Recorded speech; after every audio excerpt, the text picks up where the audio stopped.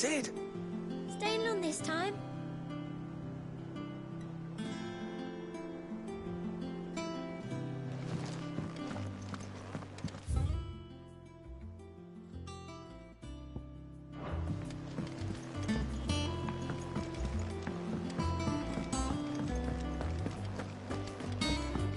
Have we any more knuckle pies? Oh.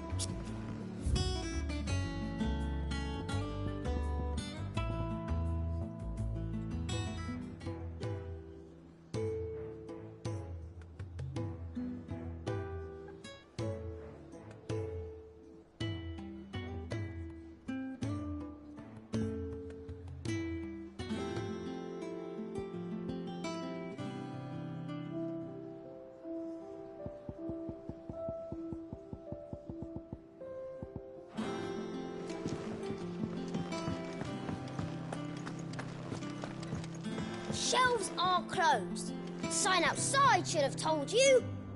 Yeah, the sign outside should have told you. But there's no sign.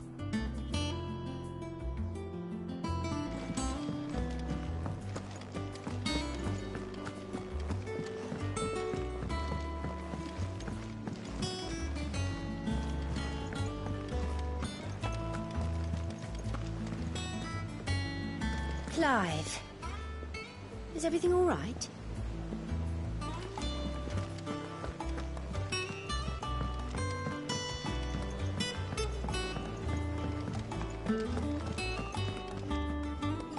Ah, there you are, Clive. Word of your adventures arrived this morning. Victor sent his thanks. I doubt Kupka will miss the fools he sent to catch me. Not a single one of the bearers we saved showed any interest in coming with us.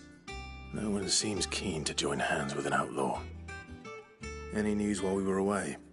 None worth mentioning. Gav's still off keeping an eye on the Republican army. Should be back any day now. Understood. If anyone needs me, I'll be in the map room.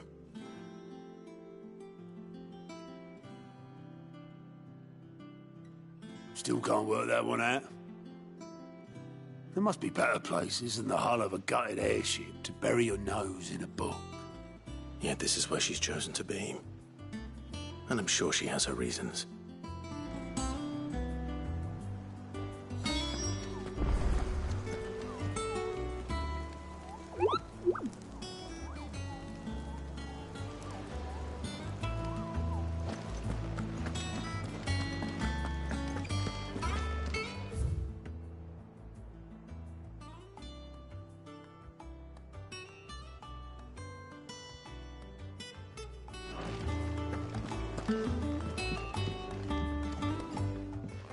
I'd trust I'm not intruding. Back from your mission? I'm beginning to think your habit of surviving cannot be attributed to luck alone. One might say the same of you, Vivian Ninetails. I'll have you know that only 4 attempts have been made on my life, and none was especially memorable. So, to what do I owe the honor? Could it be that you've come...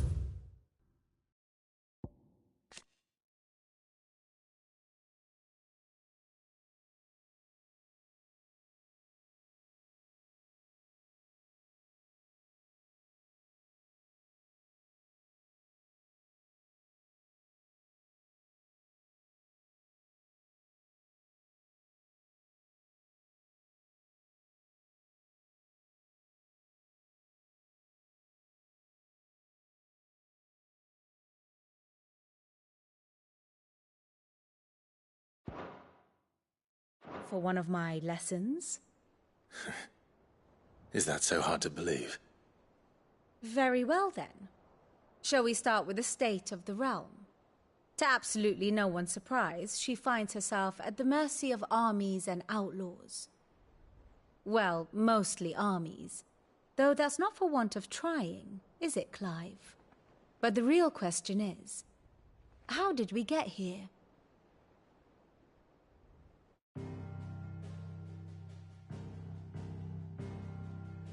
Long though Sambrek's dominion over northeastern Storm has endured, Recent days have seen the Blight wrest ever more land from her grasp. For which reason, she has continued to wage war on her rival across the strait, hoping to claim less blackened pastures. But Odin would sooner pawn his sword than Waloed relinquish Ash. And the Empire pays dearly for every blade of grass bent beneath Sambrequois boots. Little wonder then that Sylvester set his sights on the crystalline Dominion, an altogether easier target, possessed of no less ether. It was 5 years ago, while you were busying yourself with the destruction of Drake's head, that the Empire made its move, subjugating its theretofore neutral neighbor. A nation which could legitimately claim to be the center of the world. Certainly, there is no better place to stage an army. From there, the Holy Empire's reach spans the Twins. The non-aggression treaty was the only thing keeping them in check.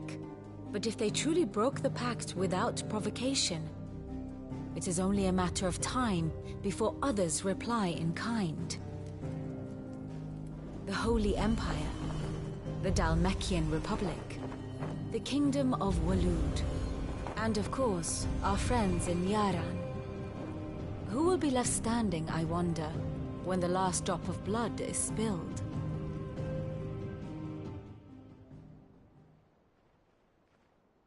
You were born in Twinside.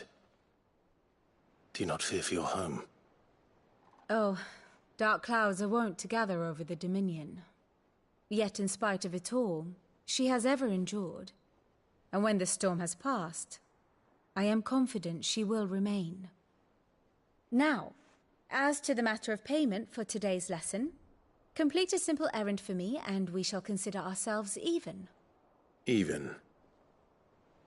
Right. Return this volume to old tomes in the shelves. Tell him it was, adequate. I suppose it wouldn't hurt to visit our resident historian. Here for another of my lectures? I do wish our lawsman would consider acquiring some more contemporary volumes. I tire of the classics.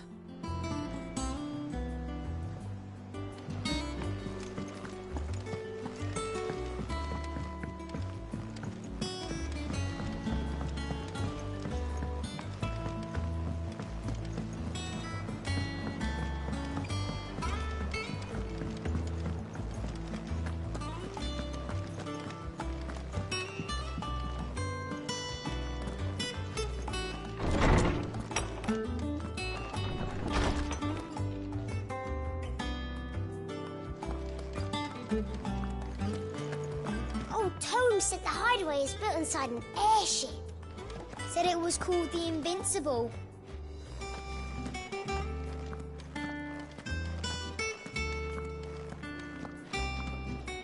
Lawsman Harpocrates. Now that is a name I have not heard for a long time. So long, in fact, I had half forgotten it was mine. Welcome home, Clive. You were missed, as always. I believe this belongs to you. Vivian asked me to return it.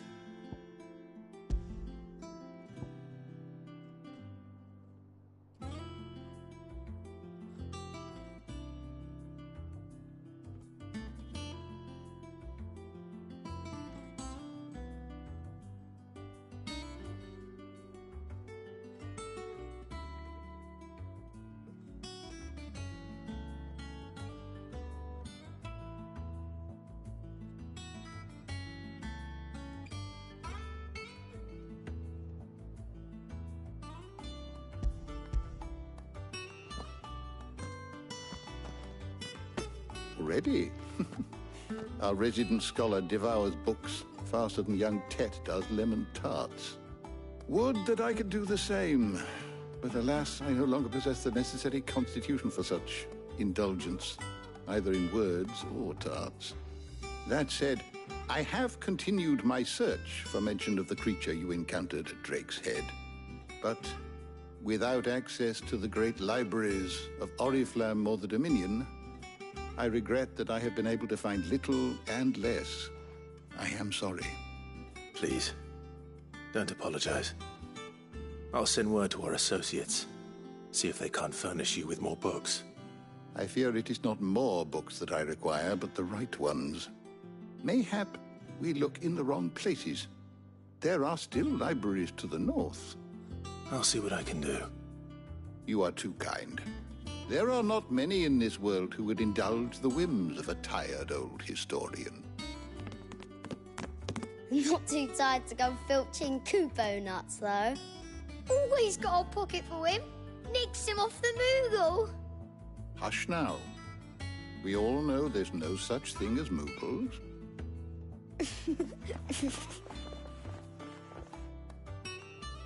The twins seem well. Aye. Yet they laugh far too little for one so young. The loss of their parents weighs heavy on them, however well they hide it.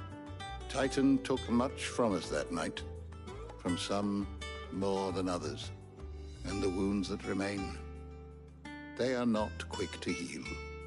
Which is why we must give them all the time they need. That we must. Just as I must give you the time you need to recuperate. Good day, Clive. Good day. Gav will be back soon. I should get some rest while I can. Is there something I might assist you with, Clive? I have compiled some new entries, if you would like to see them. You wish to study the tomes?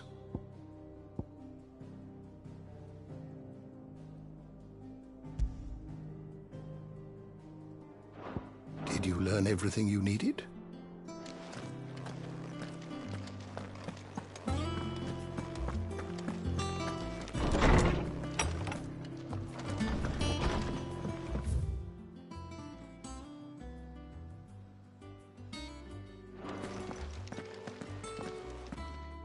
Not back a blink and you're already off solving everyone's problems.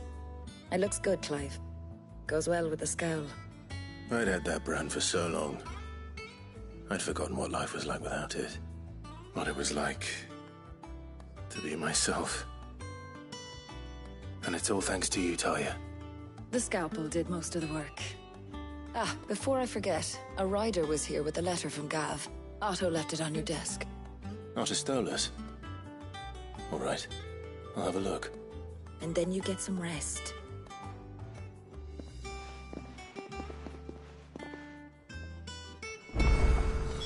What could Gav have thought worthy of a letter?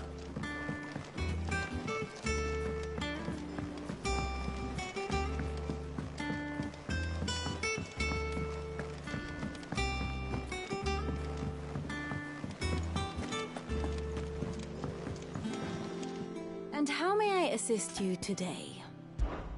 How may I help you today?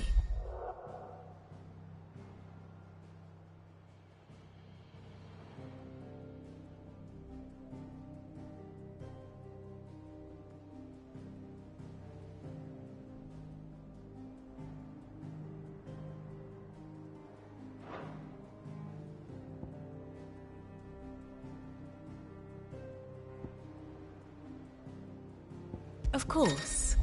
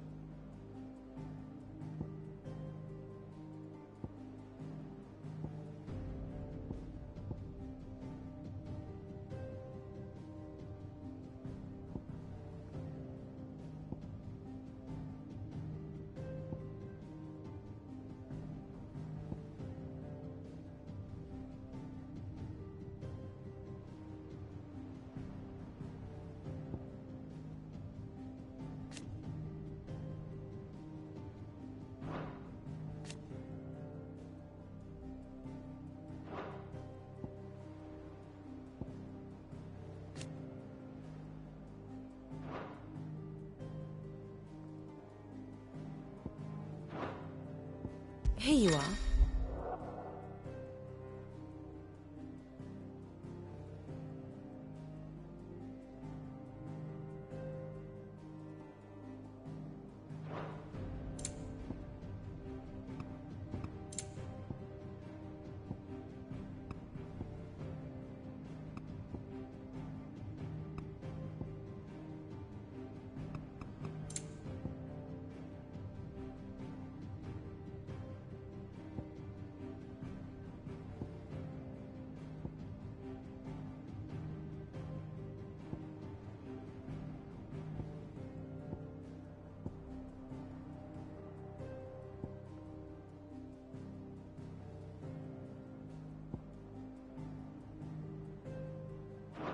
Thus ends today's lesson.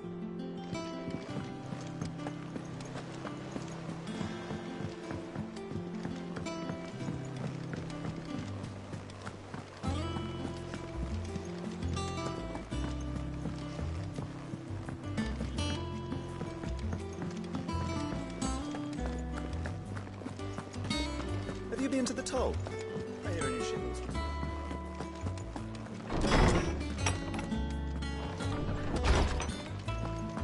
Otto was here earlier with a letter from Gav. He left it on your desk.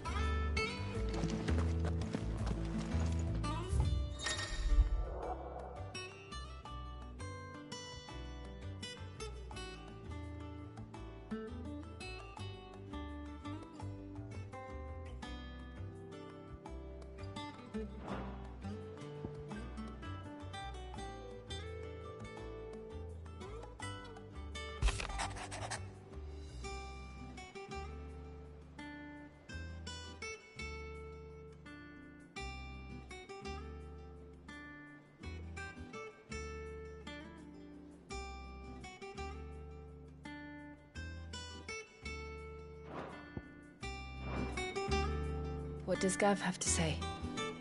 The Republican army is on the march, leaving Randalar in Hugo Kuka's charge. With him and his men occupied with the defense of the capital, they're less likely to trouble us. Good news, then. It's more than that. This is our chance. The one we've been waiting for.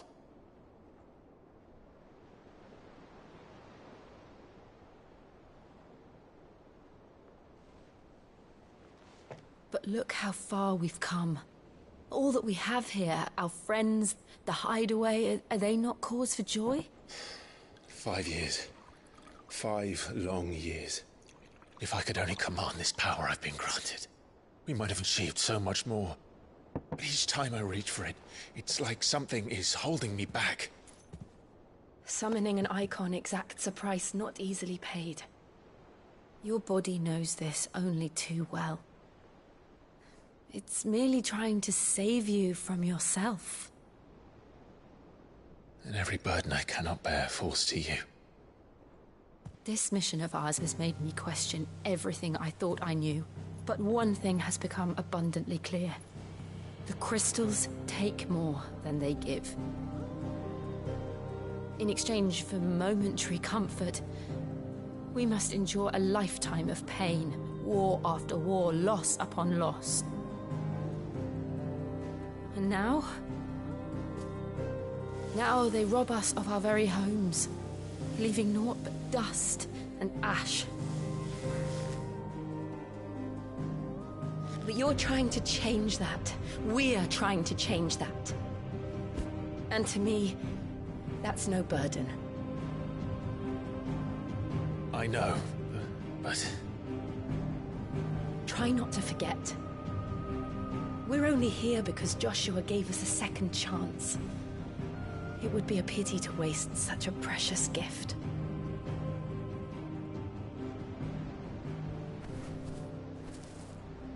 He did. He was there. It wasn't an illusion. I heard him call out to Ultima.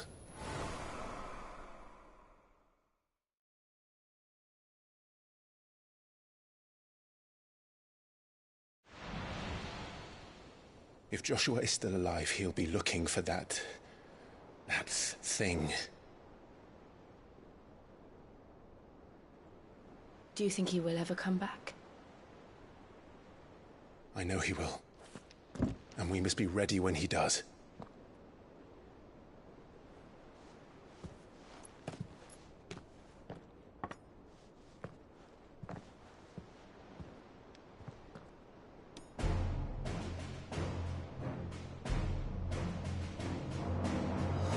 To a world without mother crystals.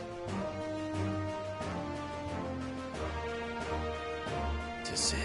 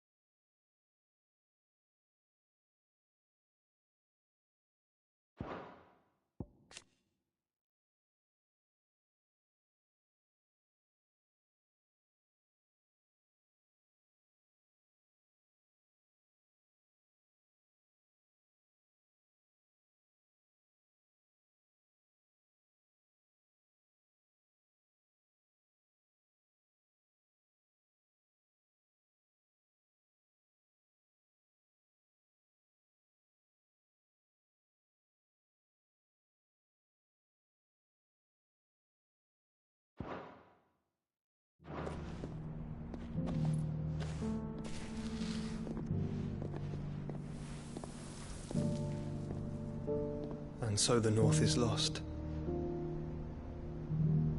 I knew that the Blight spread ever more swiftly, Your Grace. But this is far, far worse than any could have imagined. It is only a matter of time before the twins are no more.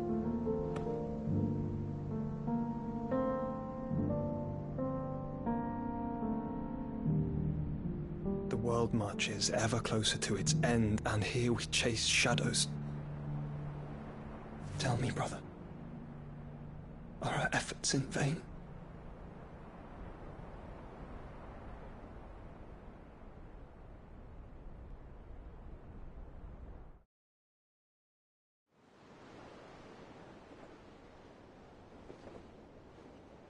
Master Clive, a moment, if you... my apologies, I didn't mean to... intrude. Not at all. We were just discussing strategy. Speak freely, Otto. It's Martha, from the inn. She's gone missing. Anyway, I'll be in the mess when you've finished. Very well.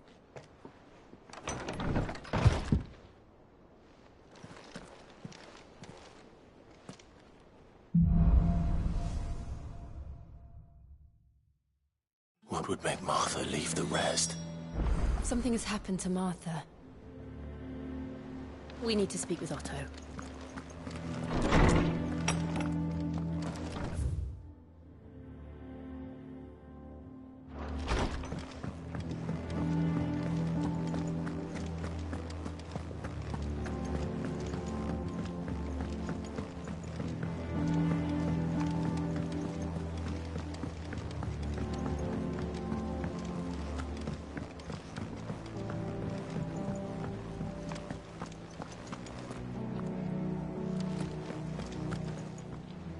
What do we know, Otto? Some lads from the Imperial garrison in Rosaria started a fight over at Martha's Rest. Blood was spilled, bones were broken. The usual. But somewhere in the middle of it all, Martha vanished without a word to anyone. And that ain't like her, Clive. Something's not right. You think this was planned? Of course it bloody was. Ever since Eastpool, the Empire's been tightening its grip round the Duchy's balls. They've strung up everyone who's ever set eyes on a runaway, claiming they're traitors to the Holy Throne, conspiring to restore the House of Rosfield to power. And now it sounds like the bastards have turned their attentions to the pallbearers meek enough to stay put. Naturally, old Martha could see the way the wind was blowing, complained that it was getting harder and harder to take bearers in. And now she's missing. If she's fallen into the hands of the Empire, we could be next. Couple of curse breakers are already on their way to the inn. They should help speed up the search. But if this is as bad as I think it is, you might end up having to save their asses and all. Don't worry, Otto. I'll make sure everyone gets home safe.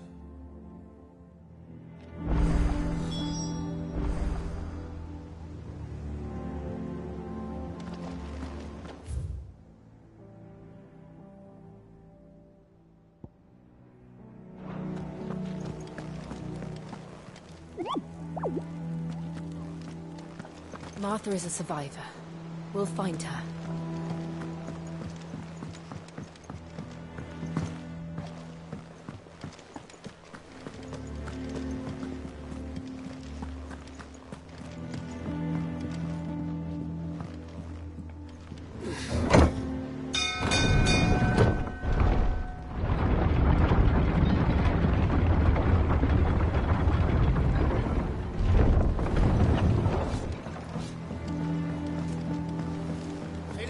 Welcome back, Sid.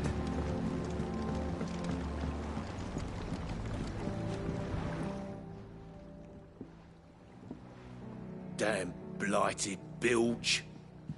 Is everything all right? Aside from the holes in my hull, everything's roses. The lake water doesn't agree with it, then? That's one way of putting it. And unless you got some grand scheme to suck the black from the lake like we do in the atrium, that slurry'll keep eating away at the timber like young Tech does our lemon tarts. Suppose a coat of pitch might stave off the rot for a moon or so. Assuming we had any pitch, which we don't. Not any bloody more. Doubt the old tub's got more than a dozen runs left in him.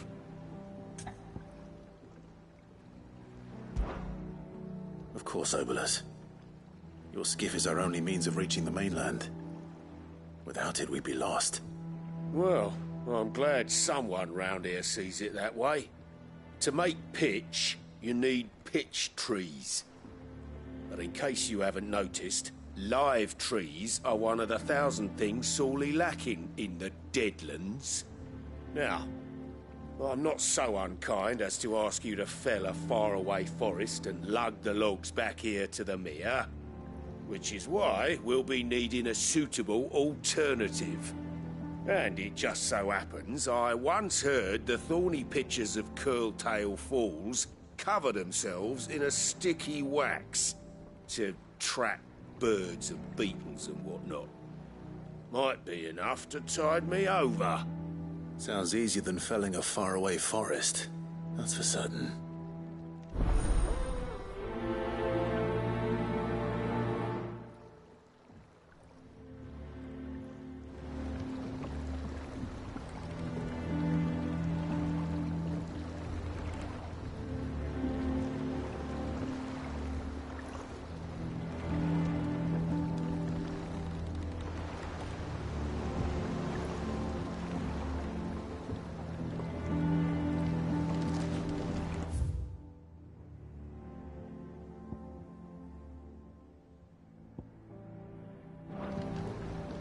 Never been to Curltail Falls myself.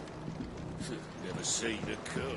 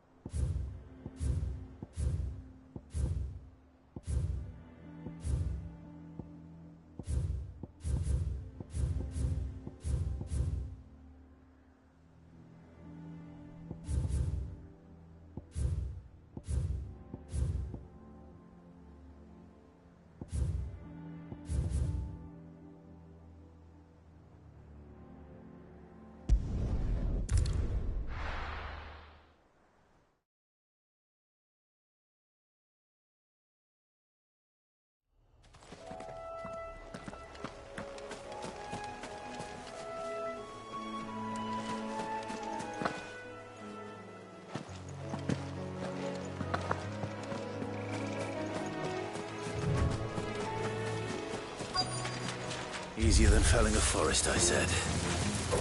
The trees don't have teeth.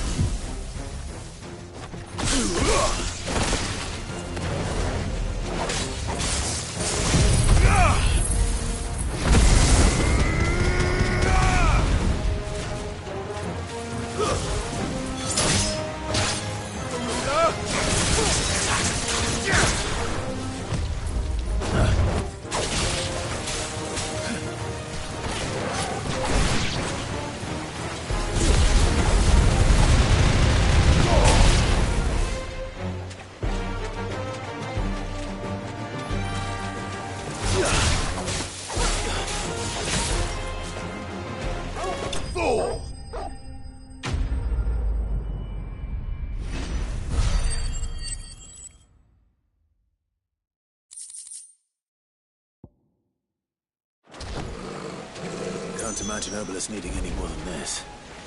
Time to head home.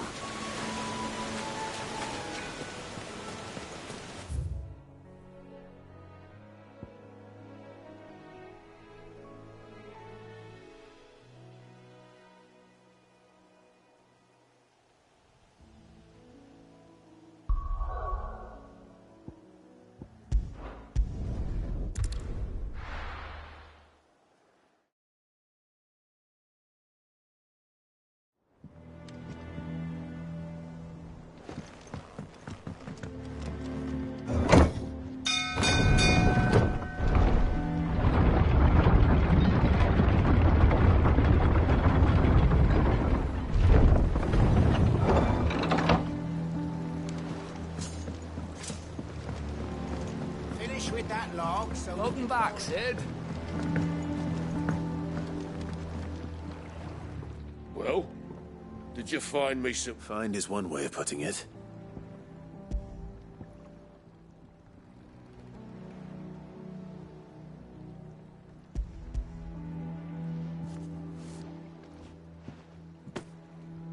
Ugh! Reeks like a chocobo's arse. Well, I don't suppose the Argo will mind as long as he stays above the waves. Argo? So your boat has a name? I didn't know. Yeah. Same as me old man. He was a ferryman himself back before the Blight came. The boat's all I have left of him. And thanks to you, he'll sail another day.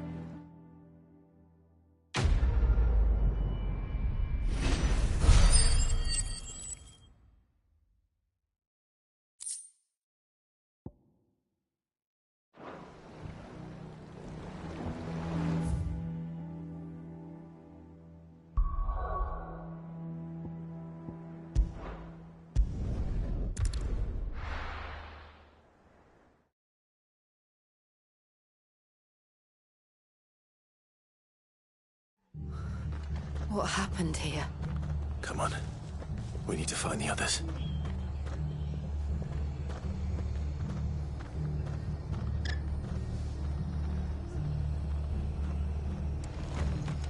Fucking Imperials. If they are martyred.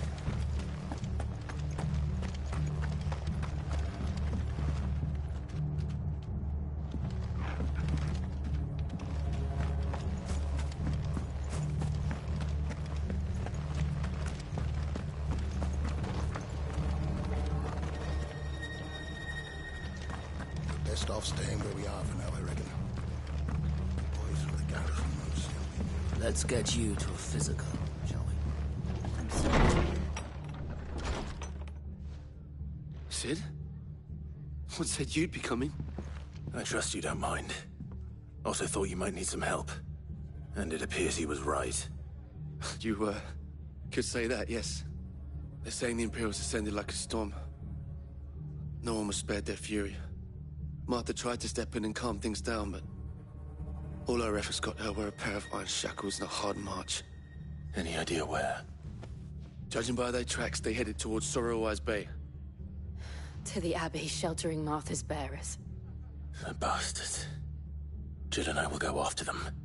You take care of the people here. We will. But, before you go, one of the locals heard something. He said the soldiers were talking about a culling. I don't know how big this is, but it doesn't sound good. Be careful out there, Sid. You do the same.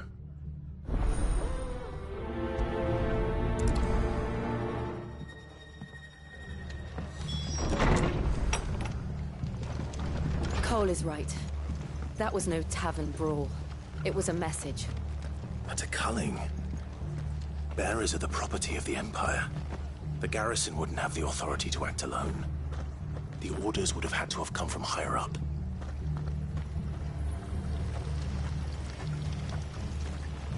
What are you after?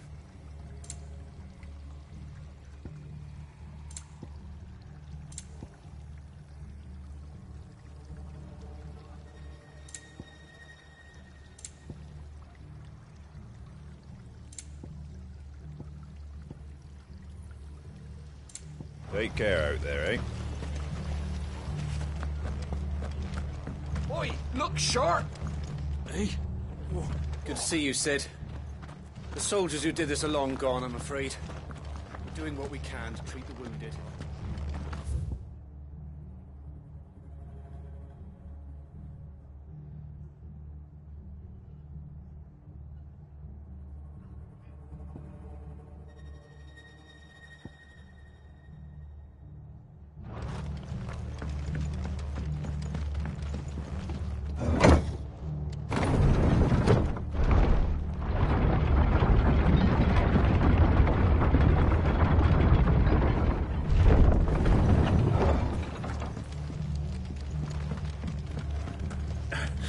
If those Orsons touch an hair on Martha's head, I'll kill them all myself.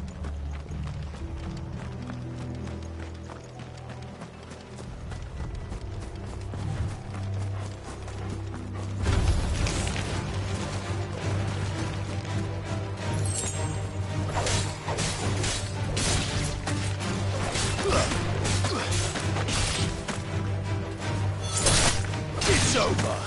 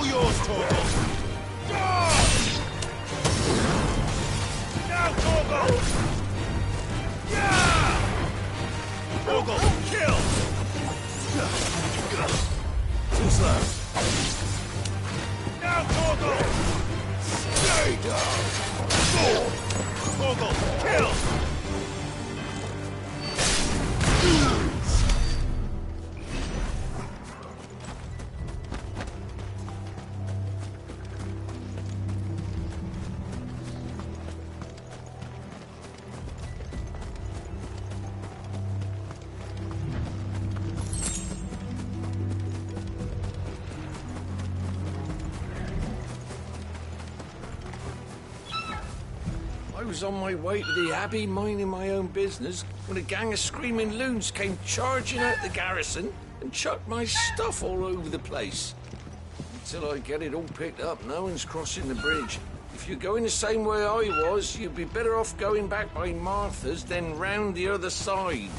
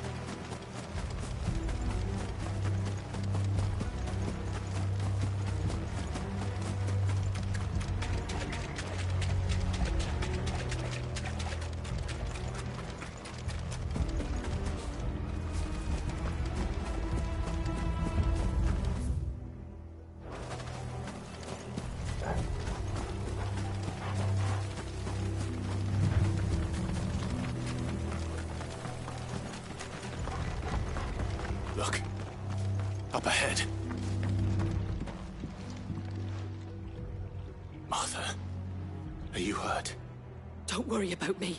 It's them at the Abbey who need you. You have to do something. Tell us what happened. What happened? The damn Black Shields, that's what happened. The Black Shields? The bastards caught wind. The Abbot and I were helping bearers. They were gonna hang us both. When the sick rose from their beds, poor souls turned on the Imperials. Distracted them long enough for me to get away. Then they may still be alive. Martha, do you think you can make it back to the inn? Cole is there with the other curse breakers. I think so. Thank you, Clive.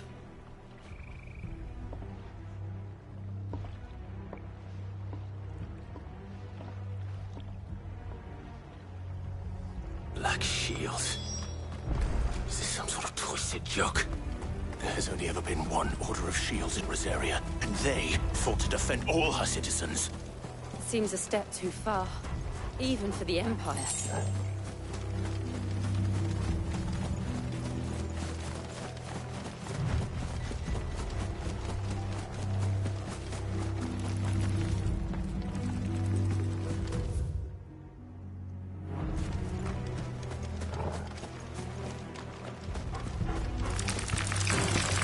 Time to fight. Stay down!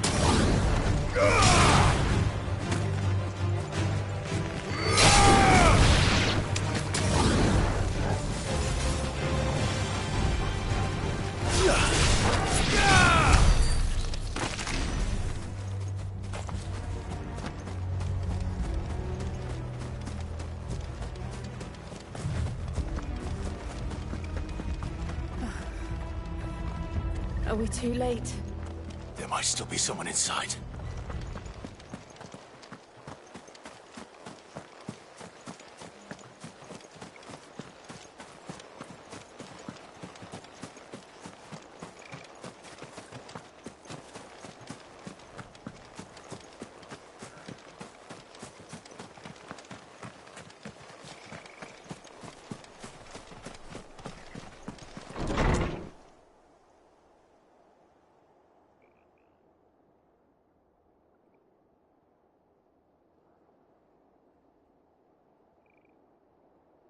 No. Damn it. I thought you lot were all bent. Murderers. They drove the bearers to this. Wait. These two aren't turned. That bitch of an innkeeper must have sent them. Colluding with the enemies of the Empire is a serious offence. And for their crimes shall they be punished. Such is the law. To dwell in darkness that we may purge the night and welcome lasting dawn. On these our swords we swear. How dare you speak those words? Have you no honor? Clive. This won't take long.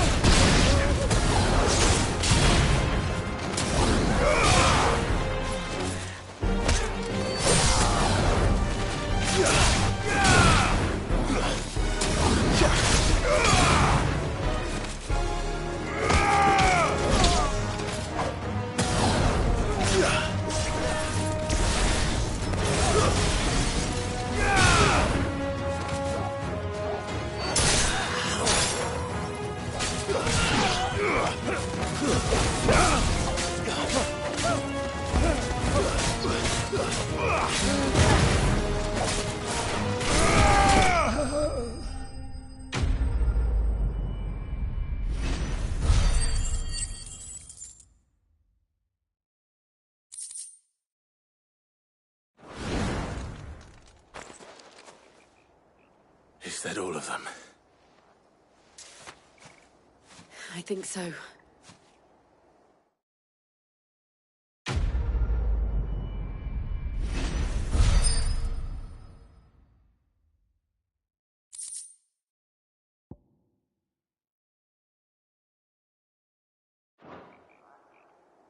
I didn't see the abbot. He may still be alive.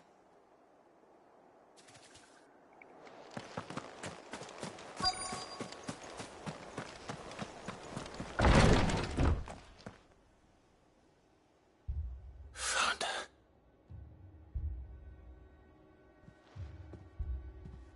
The abbot.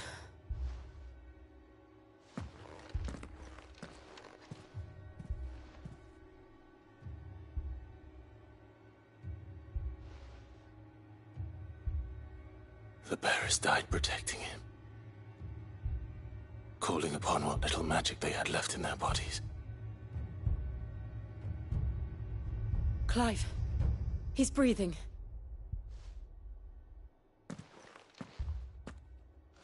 We're friends of Martha. We're here to help.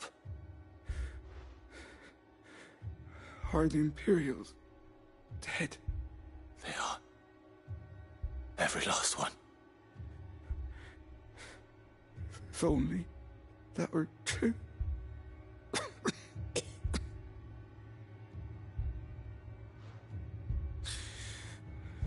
The Black Shields will return. The cuttings will continue. Rosaria will never be saved unless we save her. Tell Mother to beg Sid's aid and tell her this wasn't her fault. I shall. Sid! Where are you? Sid! In here! We found a survivor! Clive. He's gone.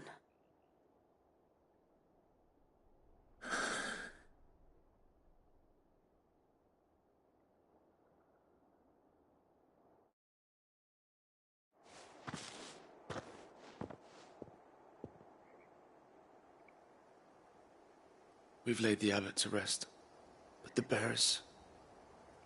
they didn't need to die like this. No, they didn't. But it was their choice. They knew the fate that awaited them and chose to meet it on their terms, fighting for those who fought for them. Martha said they rose from their beds, threw themselves at the Imperials so she and the abbot could escape. I've gathered the bearers' remains. We should consign them to the tide. There's a drawbridge not far from here. Riddick's Jump. The currents there are swift. If the abbot was still with us, he'd have taken the dust there himself and performed the casting. I'll get someone to... I'll do it. Of course. Cole and I will remain here and see to the Imperials.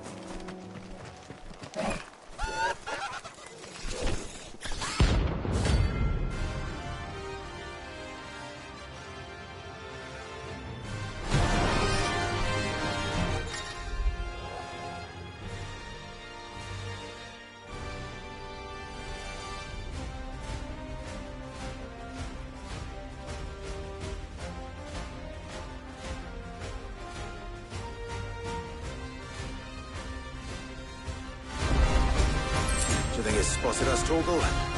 What am I saying? Of course it has. It's a floating eyeball.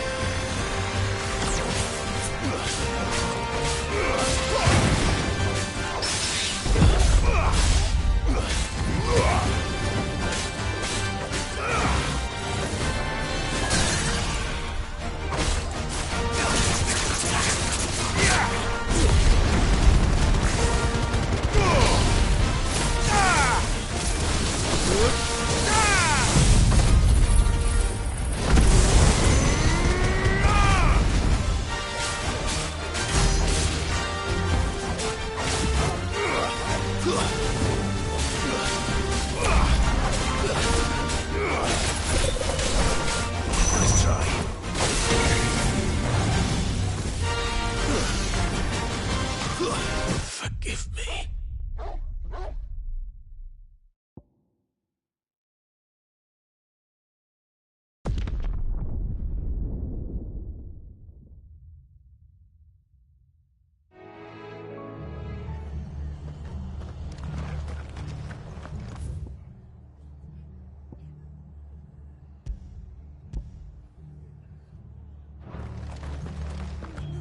Try not to move. You'll only make it worse.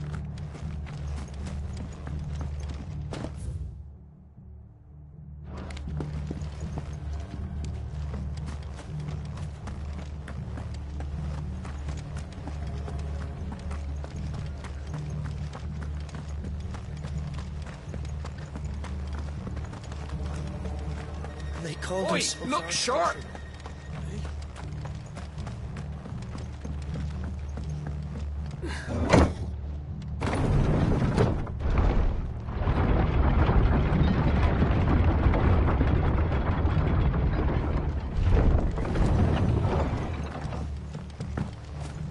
Thank you, Founder.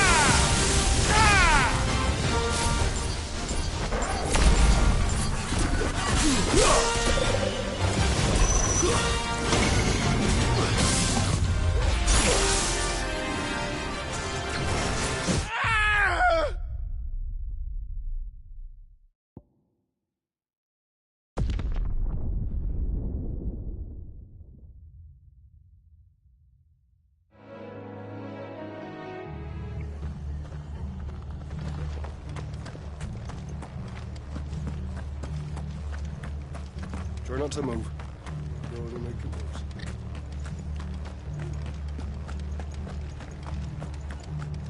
They've killed my bear. And they called themselves our countrymen.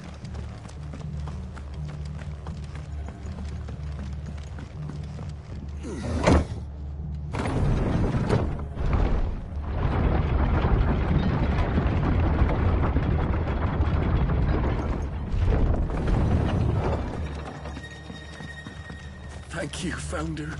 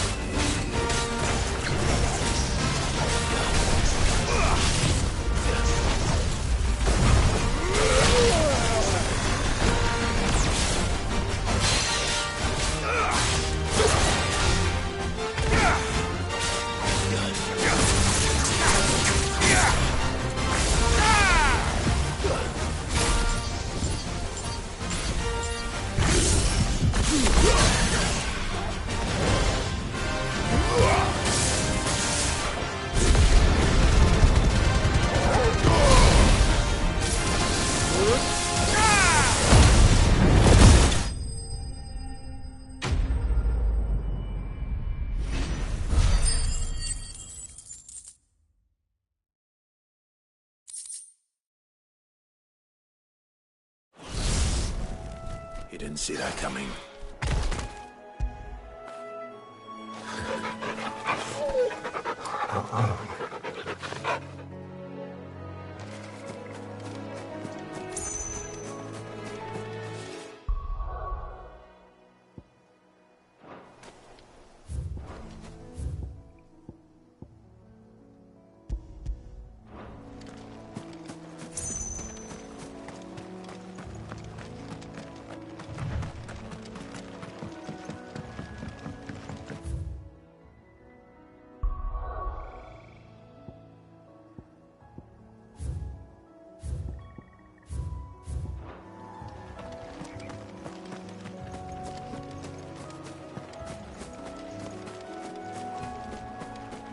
That must be the bridge.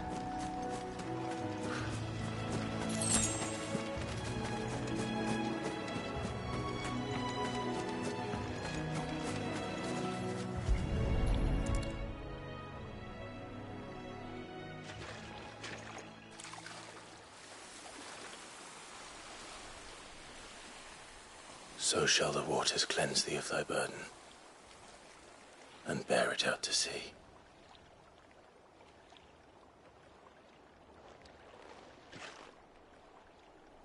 And now they are truly free. I hope so. What of the Imperials? A pyre was made. It's more than they deserve. We should go back. Cole is worried about Martha. All right.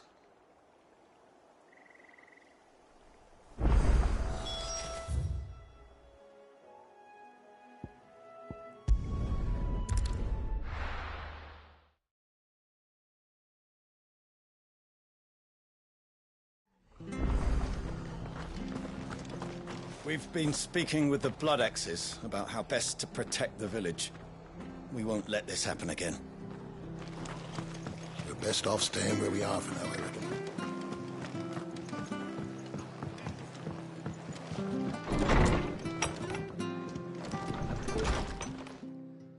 No one survived then? I'm sorry. Before he passed, one of them bade me tell you not to blame yourself. Doesn't mean I won't. Doesn't mean their blood's not on my hands. Cole said you cast their remains. That was good of you. But it should have been me. This was all my fault. How? You couldn't have known. But I did. And I turned a deaf ear to the warnings like the fool I am. The rumours started moons ago. Of black-clad devils descending on villages in the dead of night to slit the throats of sleeping bearers. But I assumed it was all just nonsense concocted by the Empire. Nothing but a ghost story meant to make folk think twice about lending a hand to a fugitive bearer. And in ordinary times you would have been right. What these Black Shields are doing is unthinkable. Which begs the question, why do it at all? My mother obviously has a hand in this. I cannot make sense of her actions. And picking what goes on in that woman's head is a job for someone with more time on their hands.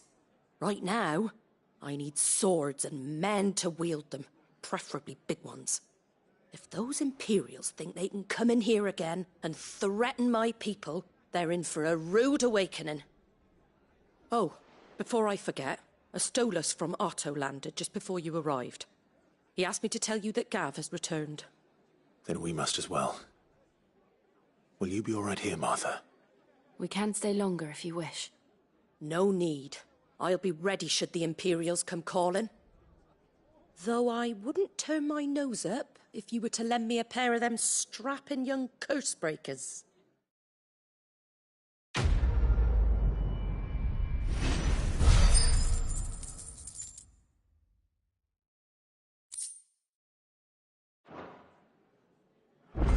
Those poor souls died to give me a chance to save others. I won't let their sacrifice be in vain. If you don't mind, Sid. I'd like to stay here with Martha. Just until she finds someone to guard the rest, that is. Martha's a stout soul, all right. Anyone else would be out cold after what she's been through.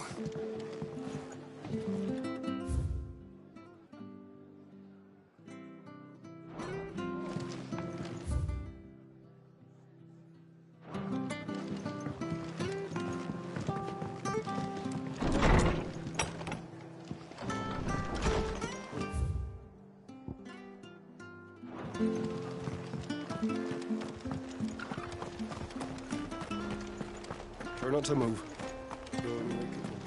Oi! You there!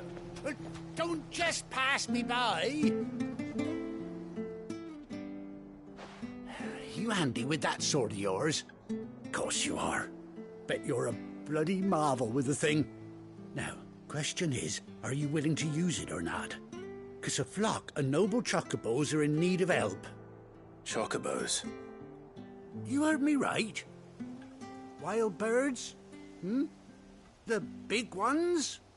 And not just any chocobos at that. Whiteheart and her flock are the bravest birds you ever did see. They protect travellers round these parts from bandits and the like. Chocobos? Fighting bandits? It's true. Why, they saved me from a gang of footpads only yesterday. Nasty lot they were, too. And now, they're back, looking to settle the score. Oh, go on, then. Don't just stand there. Go and help them. All right. There's a good lad. Where can I find these chocobos?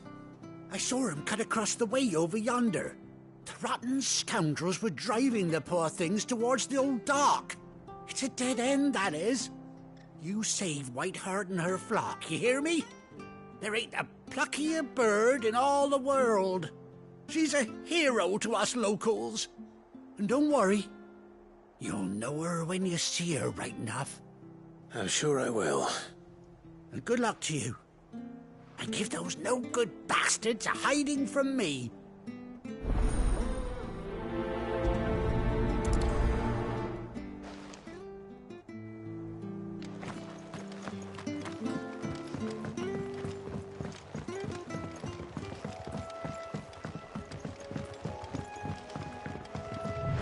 Whiteheart. That's quite a name for a chocobo.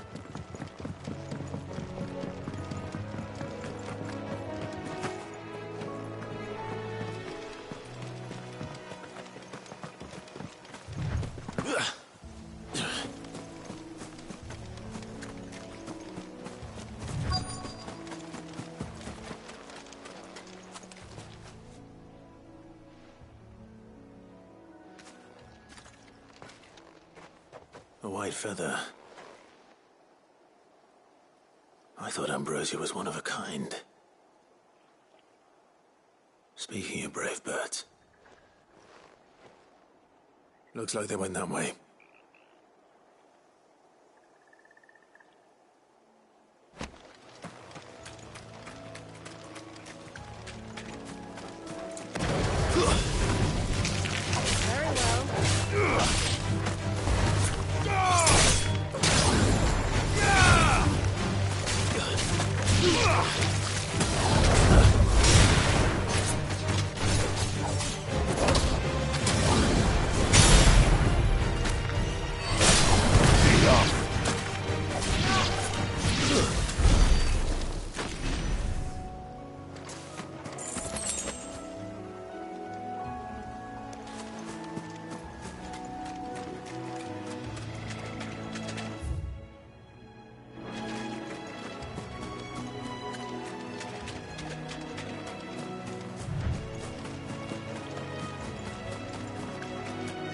These chocobos aren't going down without a fight.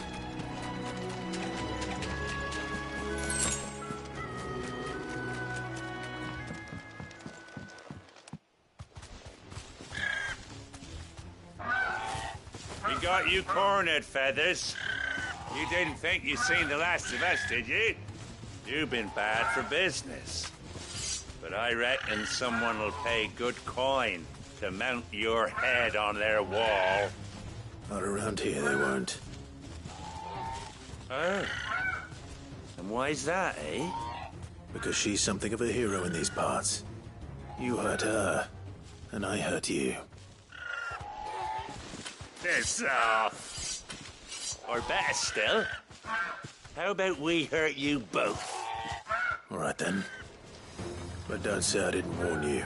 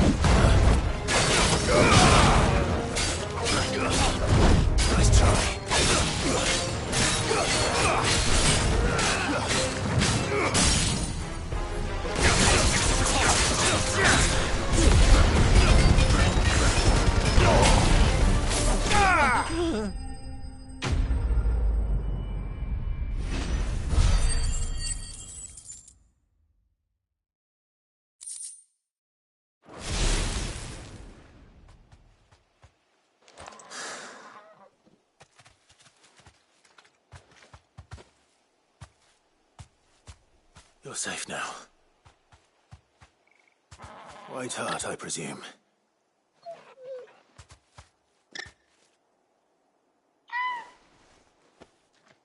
Do you know her, boy?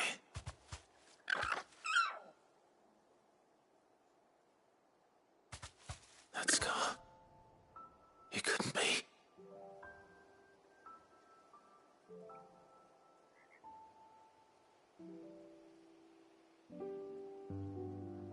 Ambrosia.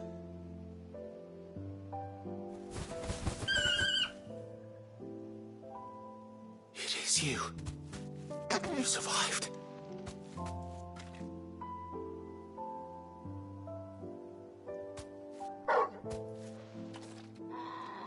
And you found yourself a flock. Oi! Is it over? I thought I'd come and see how you were getting on. Oh, you sorted the bastards then. I knew you would. And the whole flock made it through unscathed. Thankfully, they did.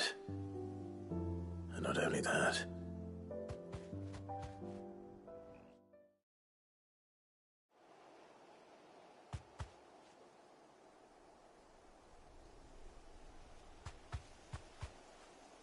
Well, I'll be. I never stopped to think our hero here might once have been someone's mount. Though I dare say she'd suit a fine fellow like yourself. Reckon our feathered friend must have learned a thing or two from her master. Kind-hearted warrior that you are. Bird like her would have cost a princely sum. You born a lord or something? Well, Oh, no, sorry. I didn't mean to pry. Don't matter who you are. You done right by me. What is it, girl? She wants her master back, I reckon.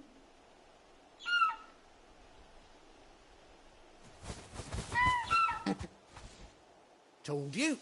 And it seems her pals agree. Is that it? You want to come with me? Well, bugger me if this ain't a heartwarming sight. The lads down the stables will be hearing about this tonight. Oh, stay right where you are.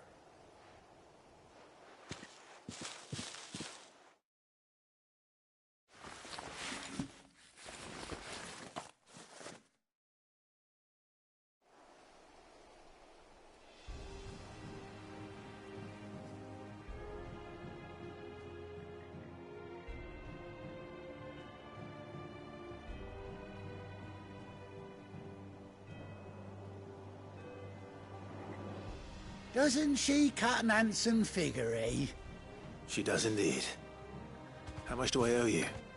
A few scraps of leather's the very least I owe old White Hart. Oh, I'll be sad to see her go, of course. But she's earned her right to happiness and more besides. Don't you worry, we'll get along just fine without her. You hear that, White Hart? You've earned yourself some time off. You have fun traveling with your master now.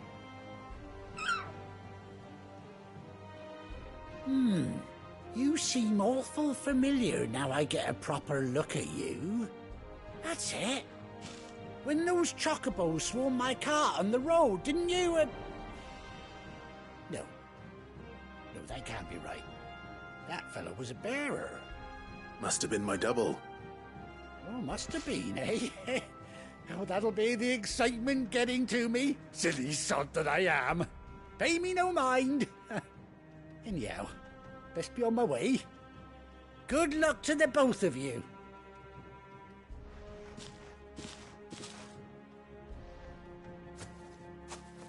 You take care of your flock for now. I'll call you when I need you.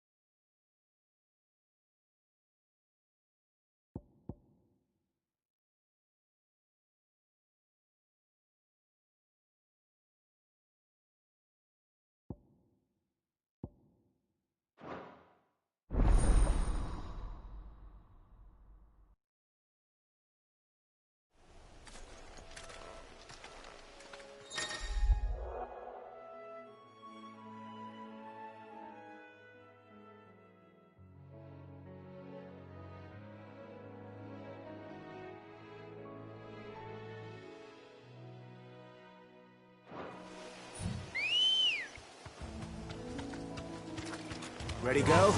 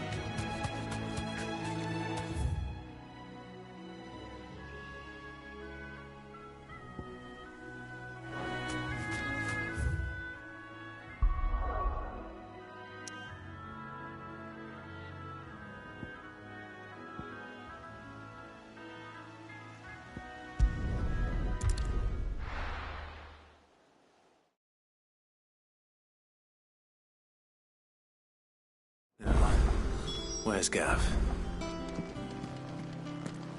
Gav should be back by now.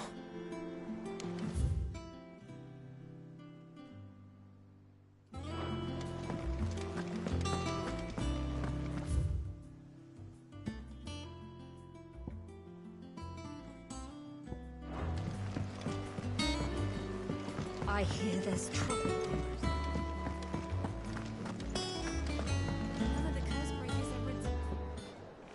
Ah, Clive! How I've missed that scowl.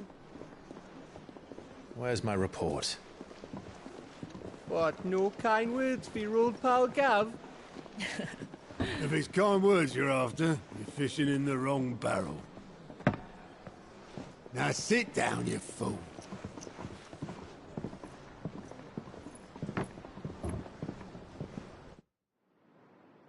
So, you remember how quick the Empire was to occupy the Dominion after the fall of Drake's head? And how pissed off all the other nations were that they didn't think to do it first? Half a century of independence gone at the whim of a madman. So much for their bloody treaty. Clearly, the promise of unblighted land and the world's supply of crystals was too much for his radiance to resist. And now the Republic's finally decided to follow suit, using liberation as an excuse to declare war on Sambrek. Lined up right outside the Dominion's gates as we speak, looking to starve the Imperials into submission. And now all eyes are on the Strait of Author. While the two nations beat their shields, the rest sharpen their daggers, ready to set upon the war-weary victor. They'll never see us coming. It's time we moved on the Mother Crystals.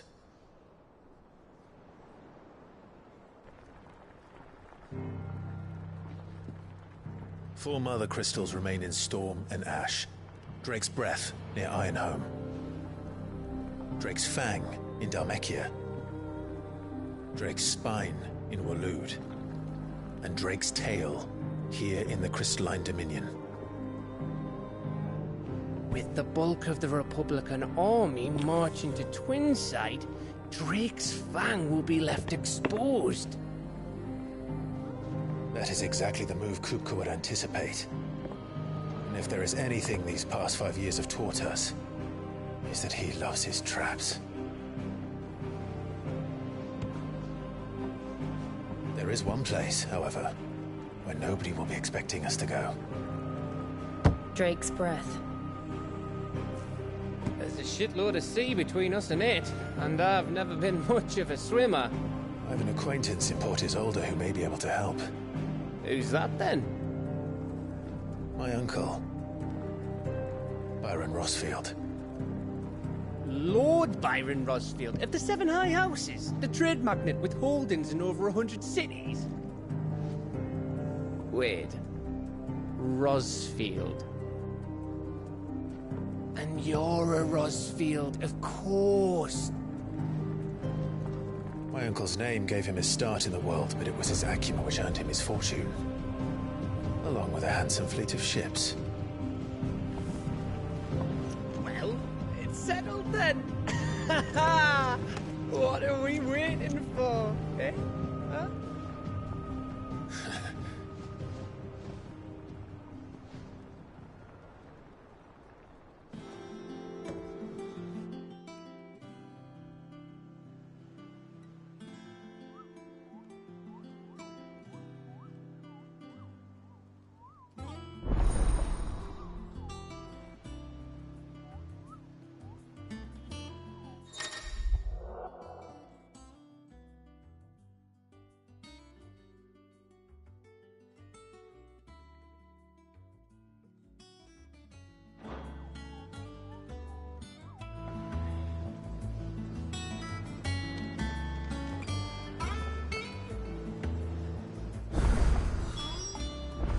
What are we waiting for, indeed?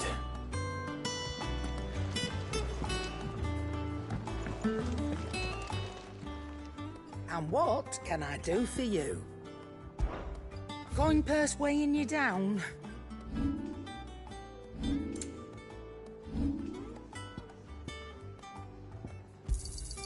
I'll be thankful you got that much. You got out else?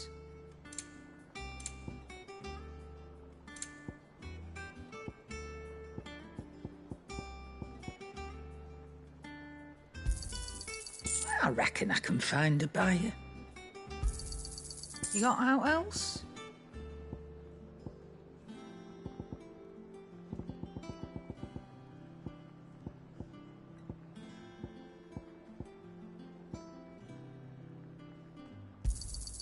I'll be thankful you got that much.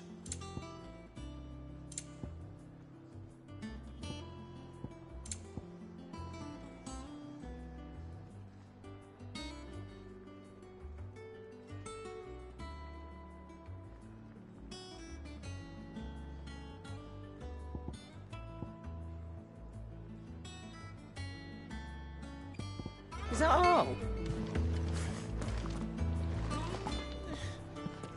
Those men didn't hurt Martha, did they?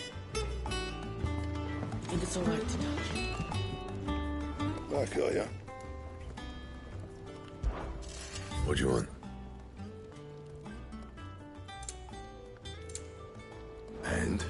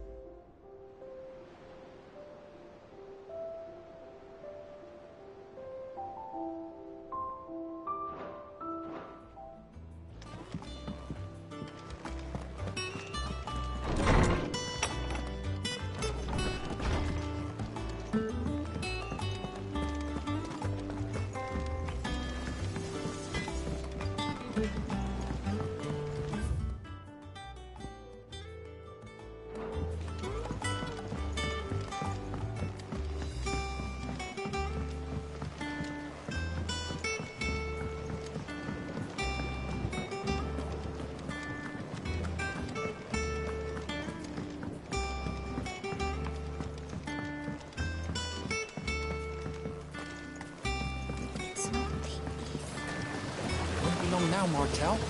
Don't try. Sid, I was hoping to speak to you. Is every... Oh, yeah, it's just... Well, as you know, we've been trying to grow fruit down here. It's good to know that something of the old hideaway still lives on. Martel's pride and joy. It was a sapling when she rescued it from the rubble, but look at it now. All our hard work's finally paying off. I took it on, you see, after she died, and now the fruit's finally ready to eat. And not only is it ready, it's actually tasty. Sweet as you like, in fact. She bred the bitter right out of it. Impressive. And welcome news to more than a few, I'd say. I thought this first harvest could go to the curse breakers, on account of all they do for the hideaway. You couldn't take them some, could you? Seems better them coming from you. It'll be nice being the bearer of good news for a change. Oh, thank you. She always had a soft spot for that lot, see? And once they've had their share, I'll see to it that everyone else gets some. Here you go. Martel apples, they're called, in honour of her memory. You hear that, Martel? Today's finally the day.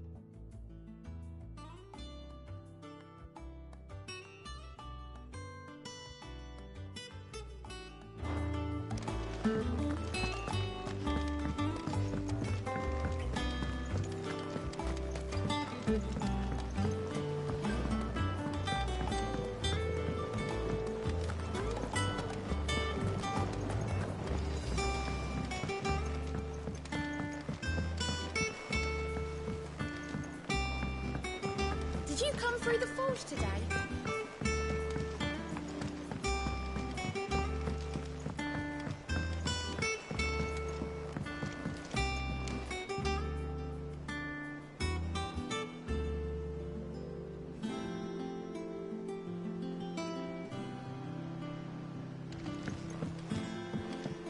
And you say Sid built this place? Well, one can't really build what's been lying around for several thousand years. But it was his idea we claim it for our own.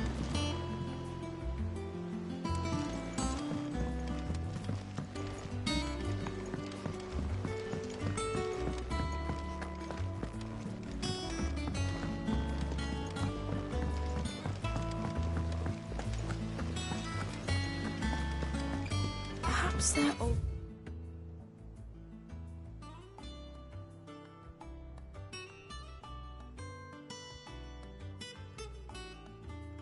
Enough for the sins of Zemeckis.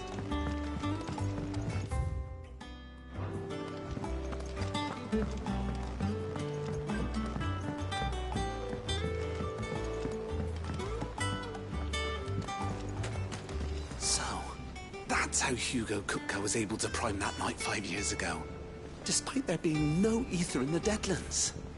Says here that while conjuring magics requires a bearer to draw ether from the air around them, priming requires a dominant to draw it from their very self. Go on. Eat up. Won't grow What's fat the matter, pecking at hay. Sid? You look as pale as the day your predecessor slung you in the cell next to mine. Not about to have another fit, are you? Of course you aren't. You're a changed man now. We both are.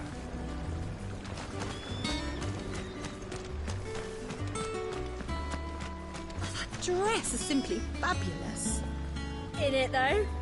All the ladies in the Dominion are wearing them.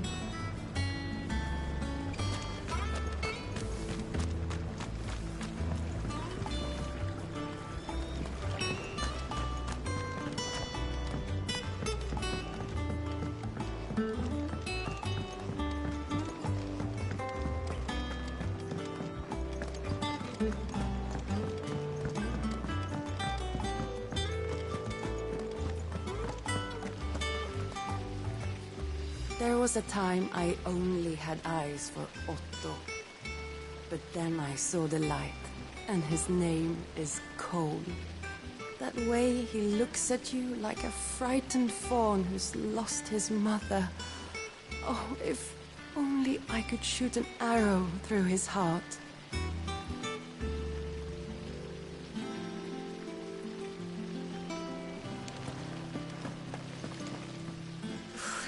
They say removing a brand is almost as painful as getting one.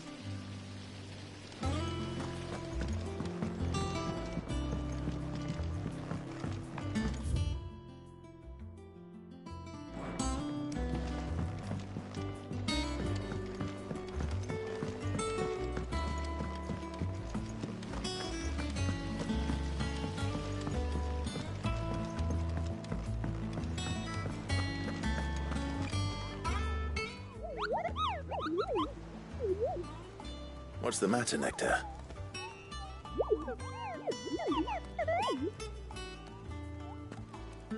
The hunt board? It's where the Cursebreakers post sightings of particularly fearsome beasts. Those that might pose a threat to our operations if they were left to roam free. Just because they can't be dealt with when they're spotted, doesn't mean they can't be dealt with later. Was that what you wanted to know?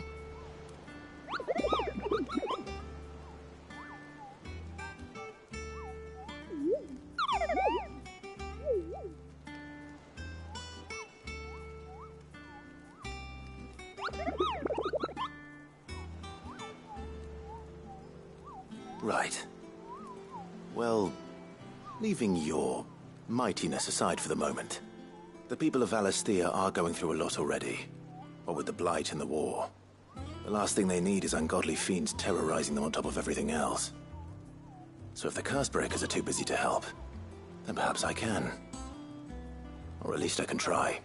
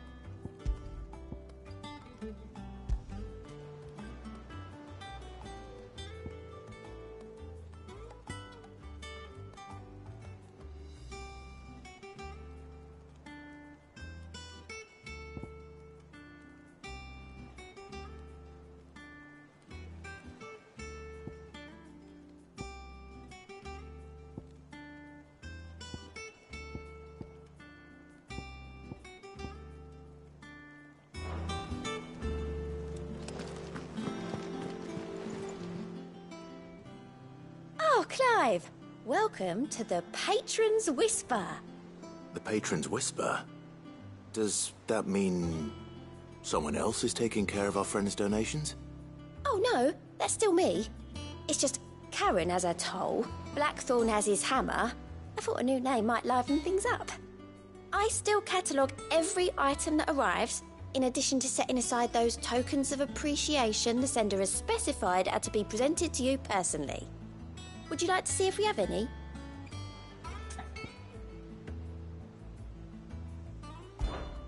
Your benefactors are a generous lot.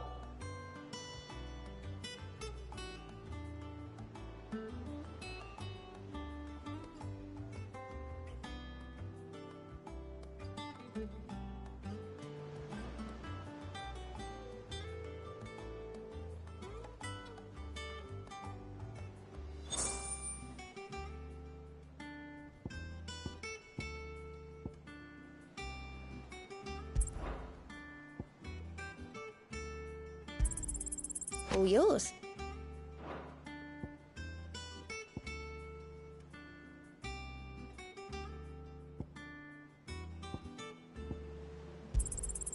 You earned this.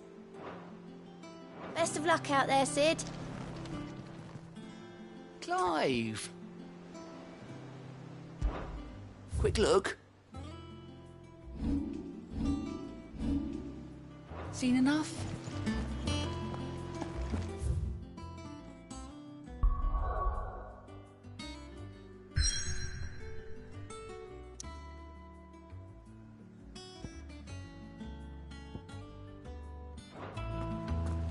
So Mather's alone.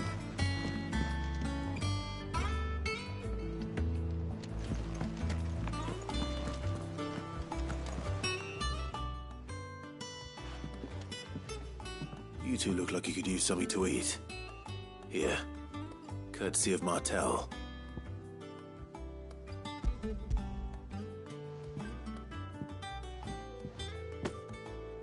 Martel. Now, where have I heard that name before? Weren't she the girl from the Furrows? Course she was. An odd sort, that one. Loved plants more than people. Aye, and brave as a bane might. Remember when she ran back into the hideaway to collect them trees when Titan attacked? Wait, These aren't those apples, are they? Well, I'll be. She'd have been proud, and rightly so. Thank you, Sid.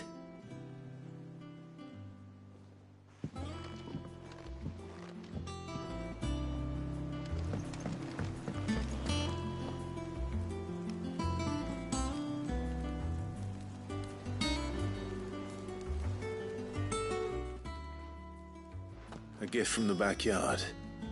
For your service.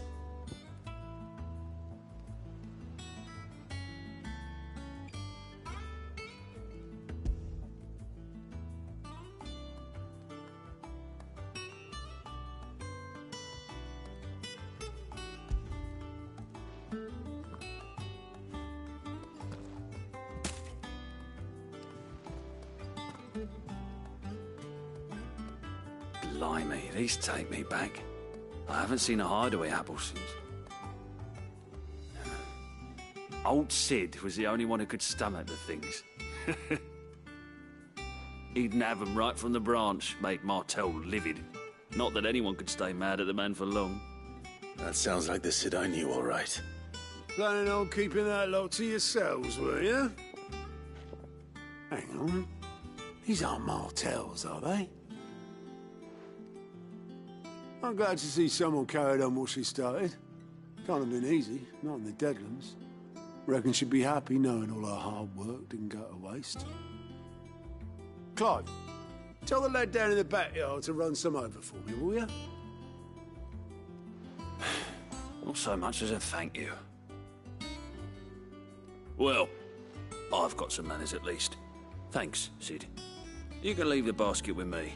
I'll see that the others get their share. Oh, and give our compliments to the gardener, won't you? That was the last of the apples. I should head to the backyard and pass along everyone's regards.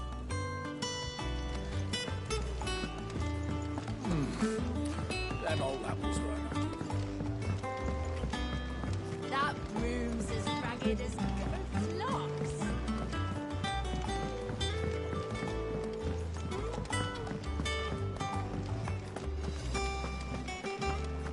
Think it's all right to touch?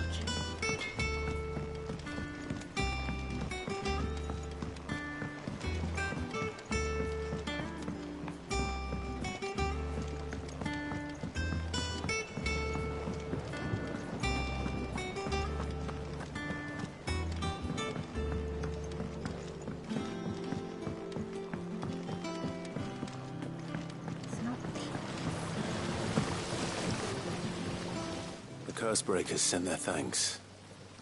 And their compliments. They were clearly very fond of Martel.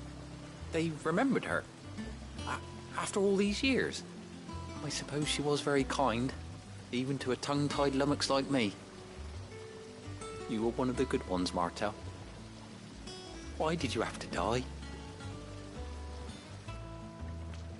She put everything into her work. She wasn't going to rest until we had fruit sweet enough to enjoy. And now we do. When she died, I named a sapling after her. And now it's a full-grown tree. Martel lives on through the fruit it bears. And through you. Her dream would have died with her, had you not kept it alive. That's something to be proud of. I didn't do anything really, but thank you. You're kinder to me than I deserve. By the way, Otto's expecting some of your crop. And I wouldn't mind some of it either, if that's not too much to ask. Of course not. I'll see that you're both well provided for. They like your fruit, Martel. Isn't that wonderful? I'd say it's about time we planted you some siblings, don't you think?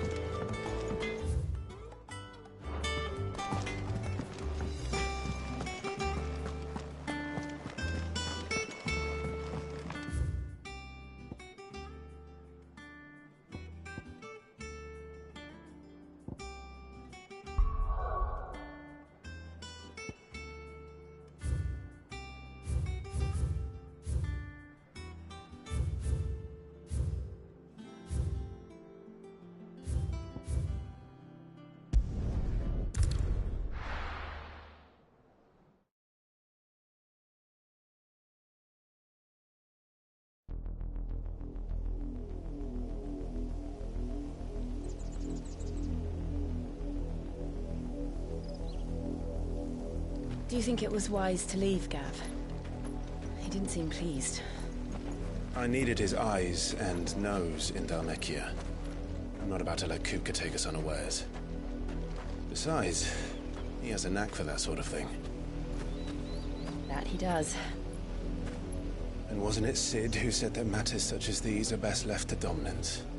Especially should one of his beloved opportunities to grow and change present itself.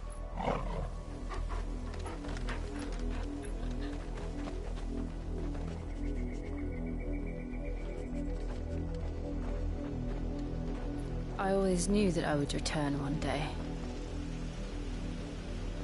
Return to Ironhome. For what?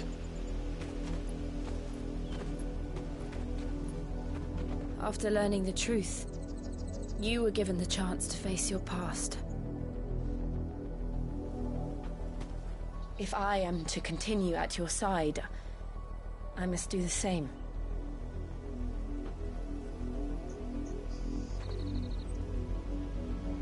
We will face it together then. To the end.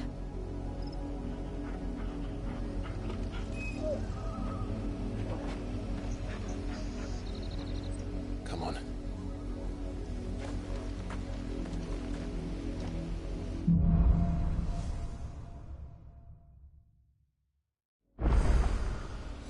How far do you think your mother's reach extends? Will we find the same tragedy in the south as we did at Martha's Rest? More than likely.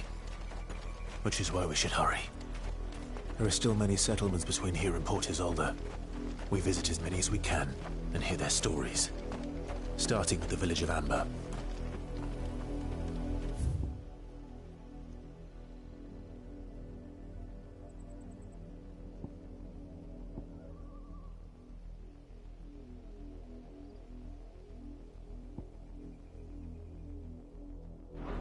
We're not alone.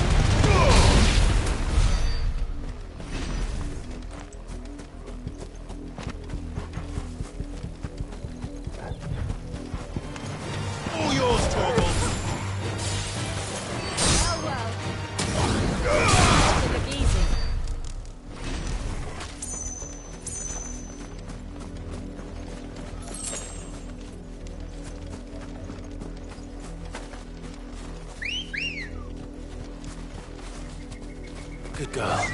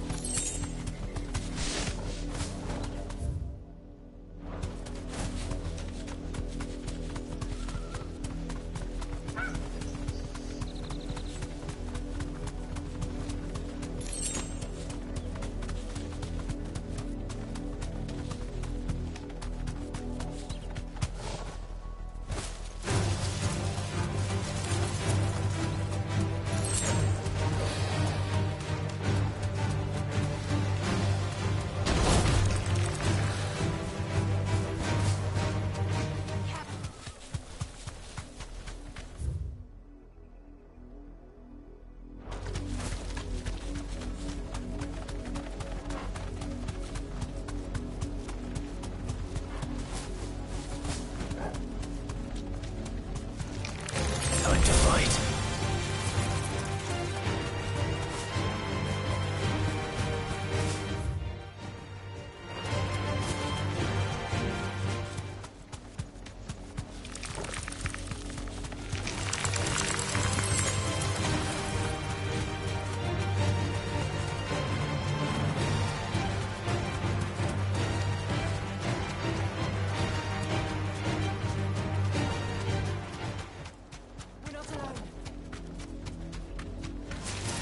All right.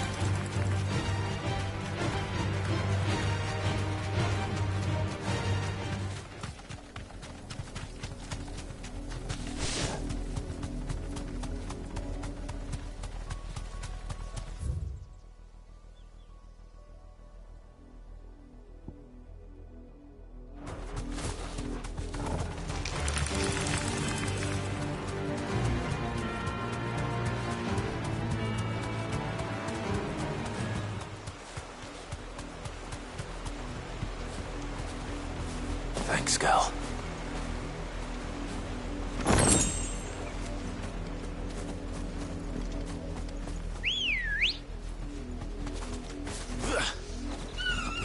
Let's go.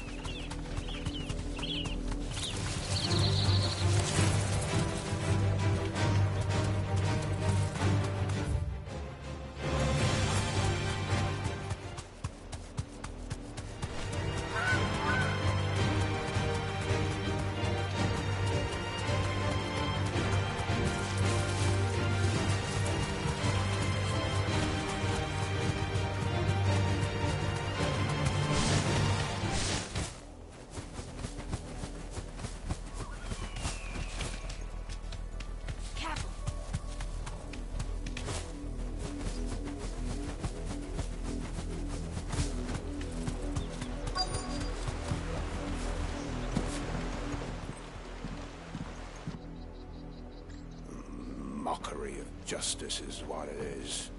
Lord Elwyn would never have stood for this. Quiet, you! Nothing but loyalists. Jill, look.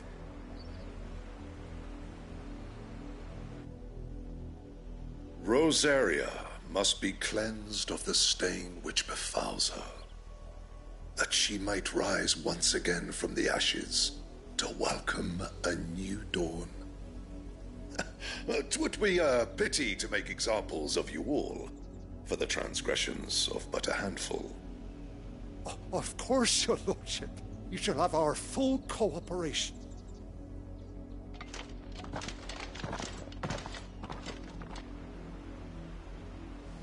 What business could the Black Shields have in a village this small? There's barely room to hide a bearer. Then they must be here for something else. You fancy dancing a gallows jig like the miller's son? All right, I heard you the first time.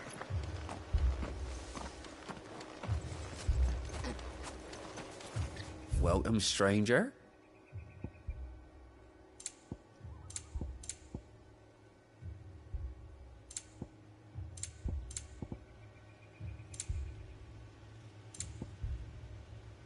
I suppose we won't be seeing you again.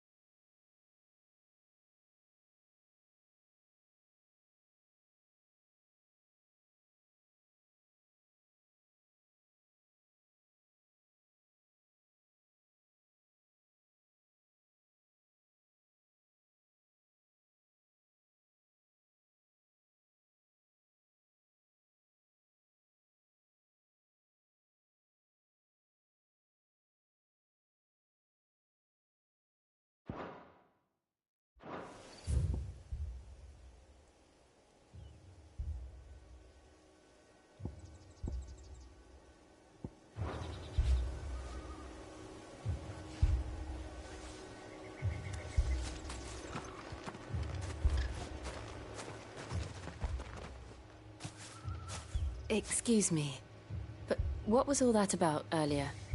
You haven't heard? Someone's been stirring up trouble. There have been attacks on the garrison, supplies stolen. They even say a Black Shield was murdered. The Empire wants answers, and what the Empire wants, Empire gets. Don't they just? Keep your ears open, eh? The Black Shields will pay good coin for information on the culprits. You'd have to be dull as a sack of stones to think you could take on the Empire. What with their 100 full legions? 100? I heard it were 1,000.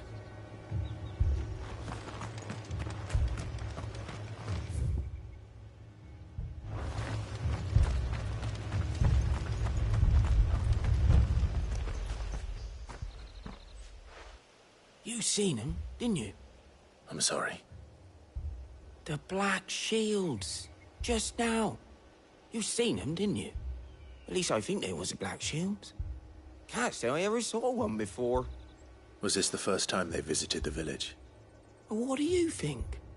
Amber's the arse end of nowhere. And they thought we might be harbouring firebrands. Huh. If only we were. I might have turned them in and become a Black Shield myself. You don't think these firebrands the Empire is looking for could be us, do you? I don't know. But we need to find out.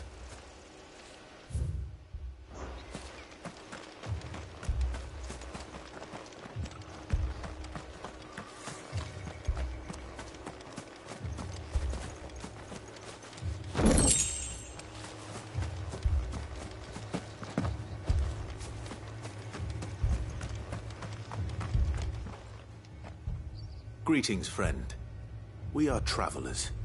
I know that. What do you want? We couldn't help noticing those Imperial soldiers who were here earlier.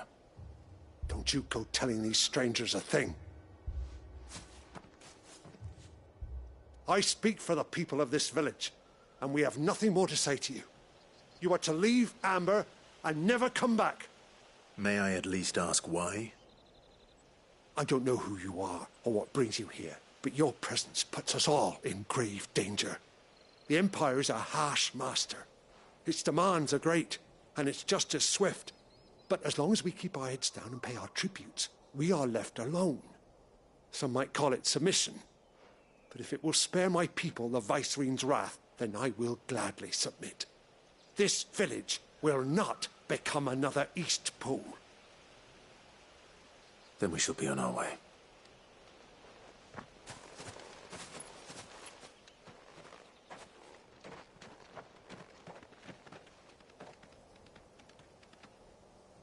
These people live with a knife to their throats. In the mistaken belief that if they cooperate, my mother will show them mercy. Obedience bought with fear. Are you all right? Sorry, It's nothing. We still don't know who the Black Shields are looking for. Well, whoever they are, the Imperials deem them worth pursuing to the back of beyond. But other than Martha, who else in Rosari would have the courage to stand against the Empire?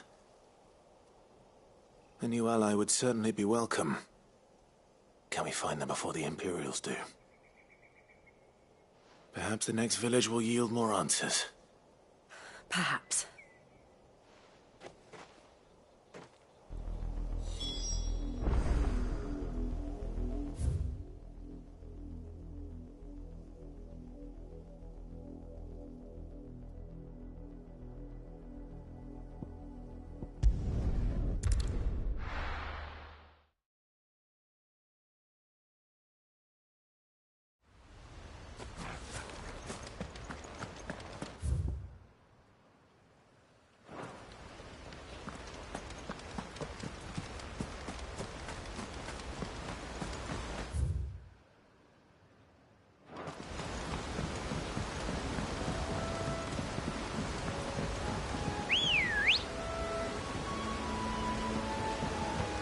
Let's go. Run like the wind.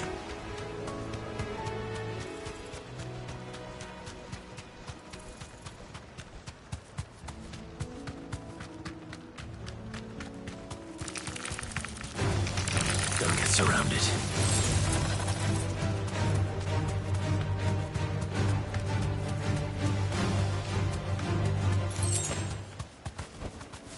Straight home now.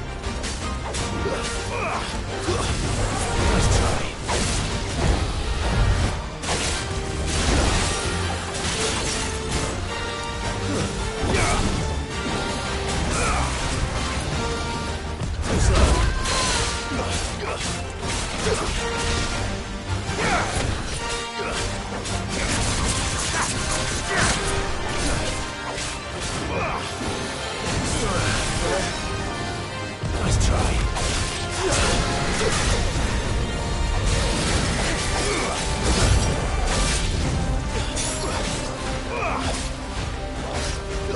Nice try.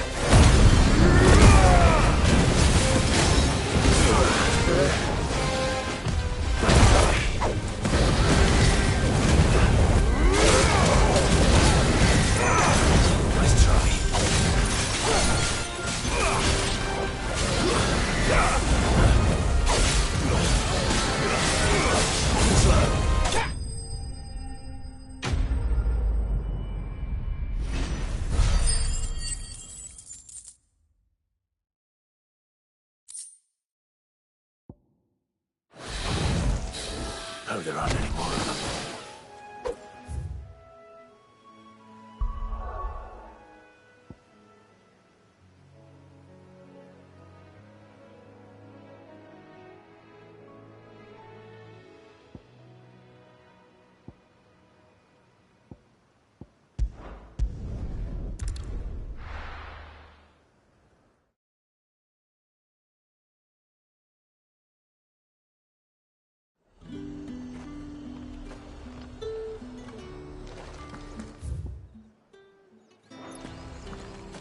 Keep them pilchers nice and chill. Look at this place.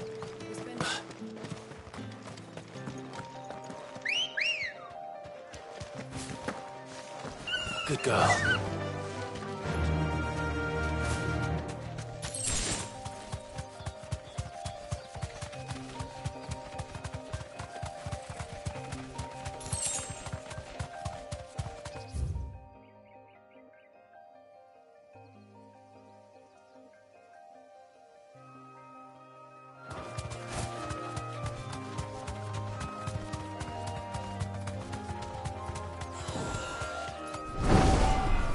Straight home now.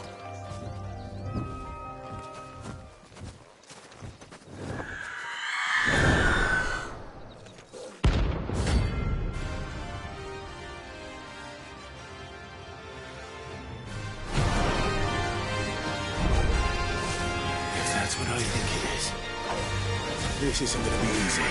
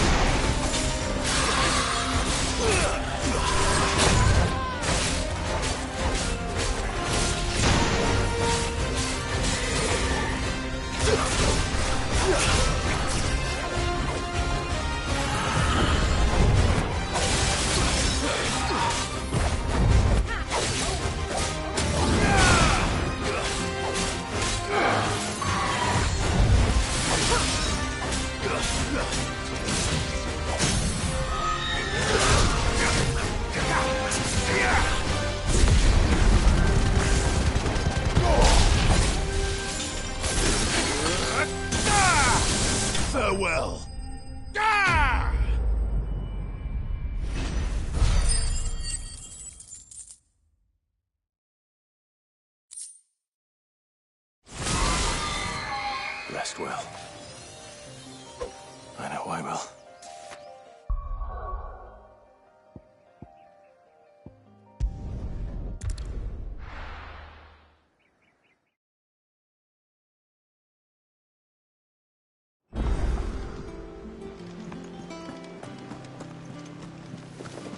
That room's as ragged as...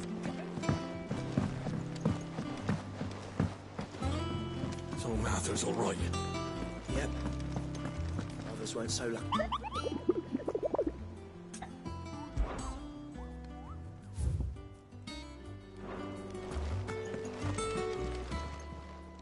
How may I help you today, Clive? Is everything we've received and everything promised? You earned this. Best of luck out there, Sid.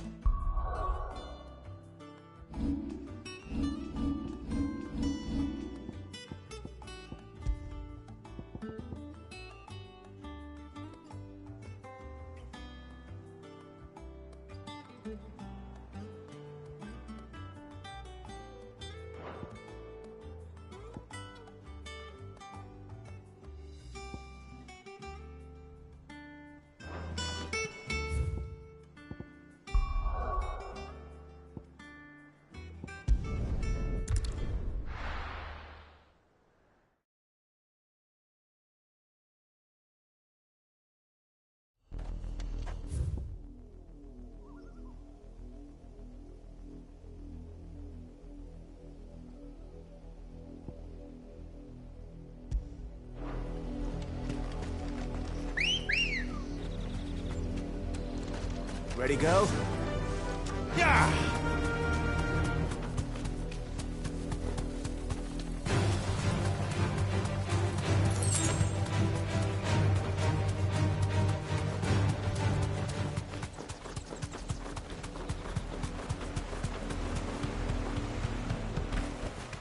That'll do, girl.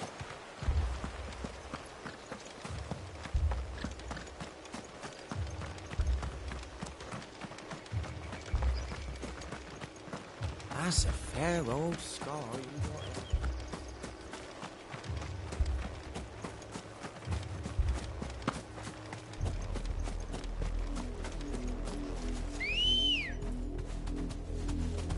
Come on.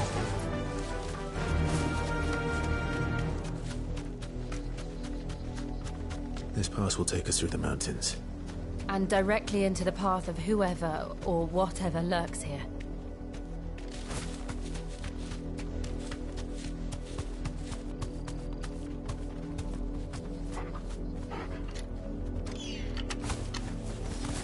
Thanks, Gal. Ever since the observatory, we've seen more and more of these echoes. What do you think is waking them? The mother crystals collapsed? I have an idea. You're not going to like it.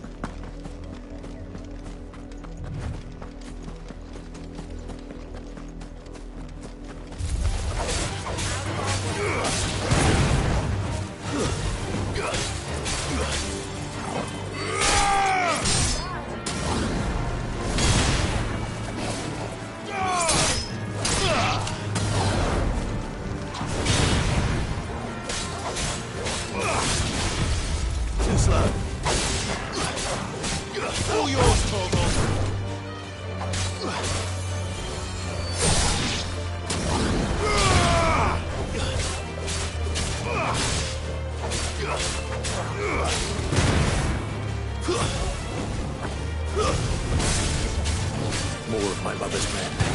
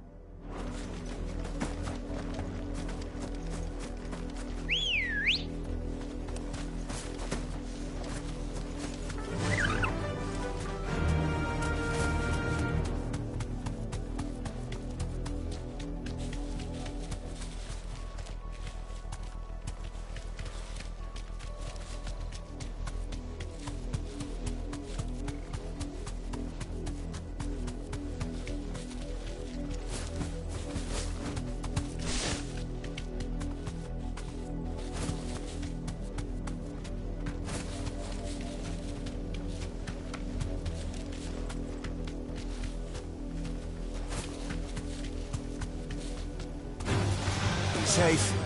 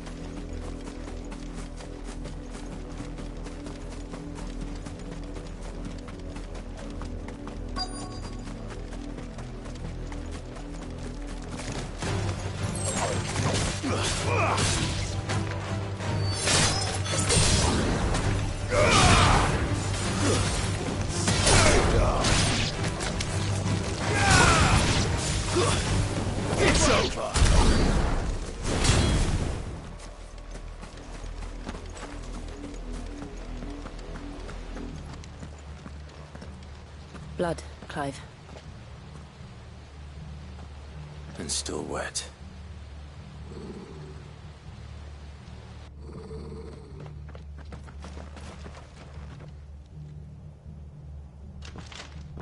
You were told to stay in your homes. The Black Shields. You know who we are. And still, you would bear your steel. Why then? We owe you our thanks. You have saved us the trouble of an interrogation. To dwell in darkness, that we may purge the night and welcome lasting dawn. On these, our swords we swear. Say that again. I'll show you a true shield protect.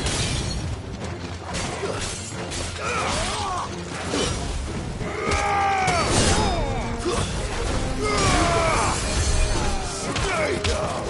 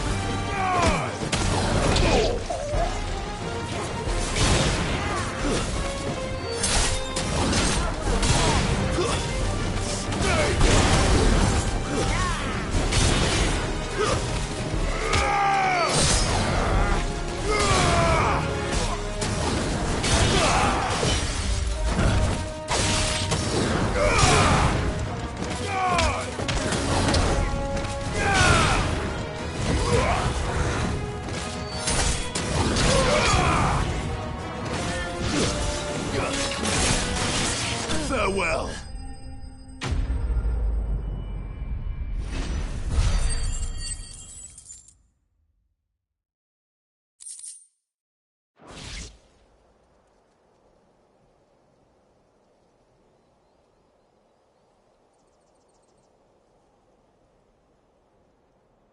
Tell me what I want and the end will be swift. Who are you looking for? Why, you. We come bearing a message. Your friends have been found. The branded you freed from our camps. They await you in Ordeal. Guardians of the Flame.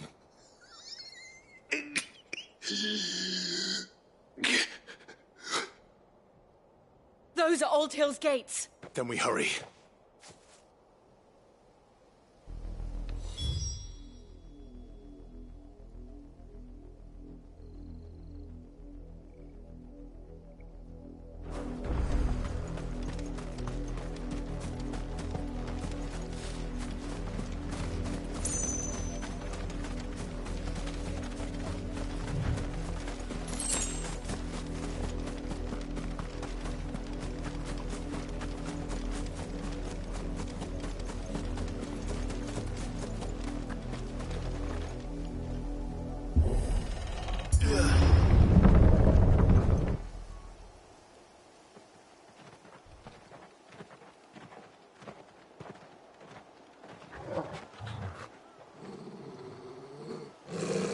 Find something, boy.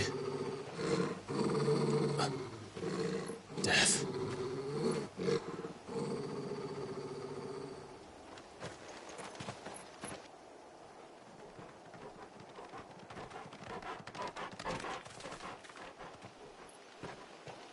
Oh, found her.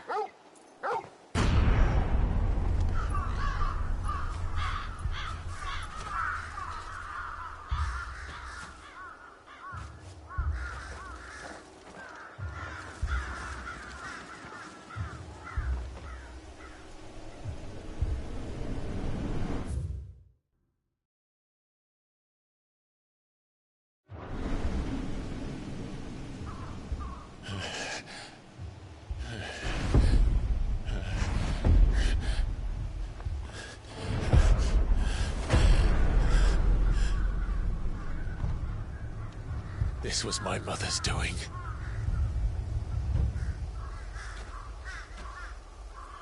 But why? Why would anyone... I don't know. I never truly understood her. But this...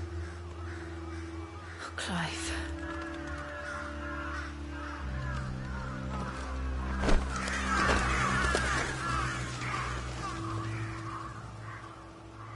I will learn what madness drives her, and I will end it.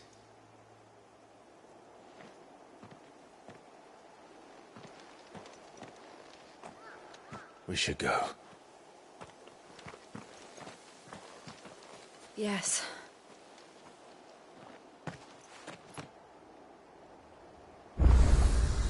We can't leave them here like this. We won't. But if the Black Shields have made it this far south, they may already be in Port Isolde.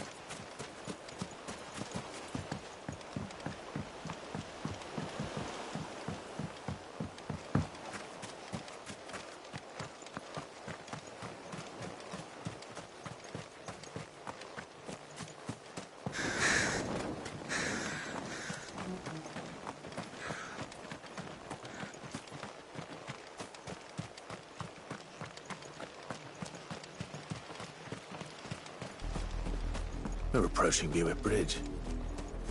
Though I doubt the Empire would let us cross over to Rosalith.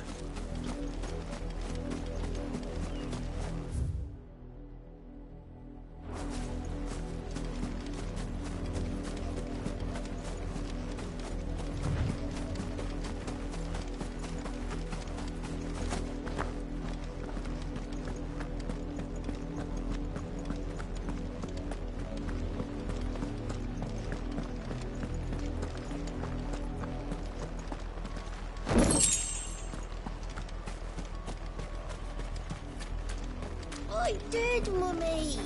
I could hear him shouting from down the road. Snow, you didn't hear nothing.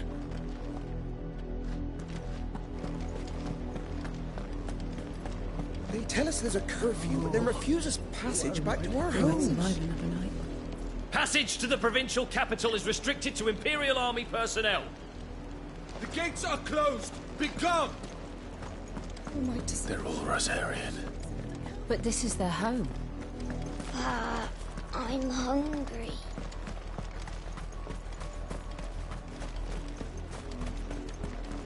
Don't go thinking you'll find refuge in the houses outside Port Isolde. The place is a wretched hive of thieves and blackguards.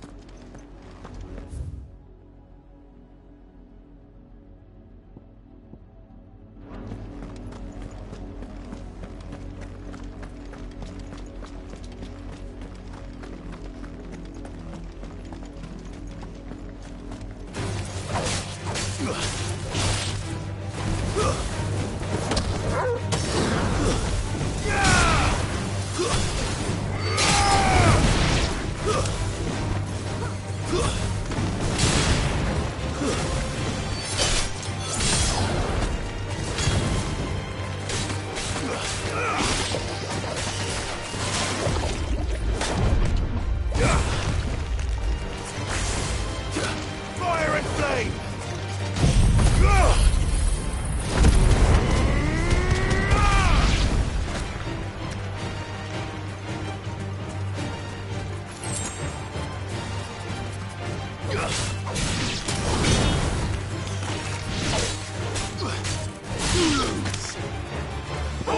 Torgal!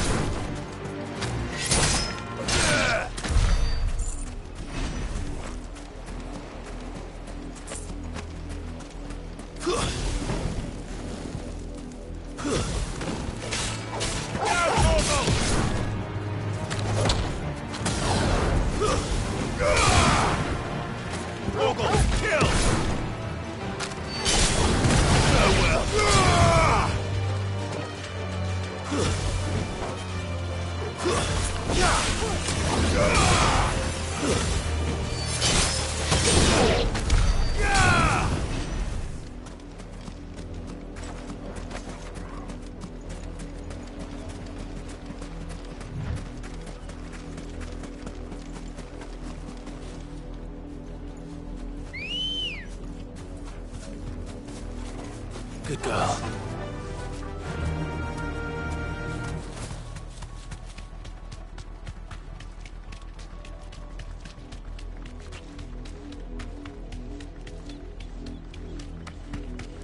The Lazarus. What happened to this place? My mother happened. The nobles who lived here didn't stand a chance. Let's hope my uncle fared better.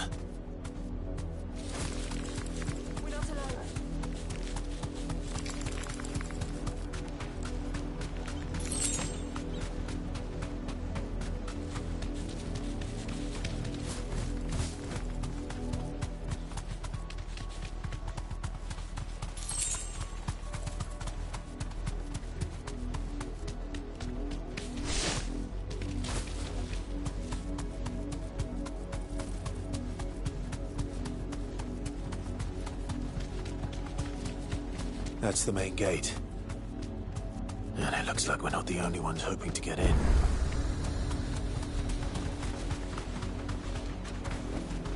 Straight home now.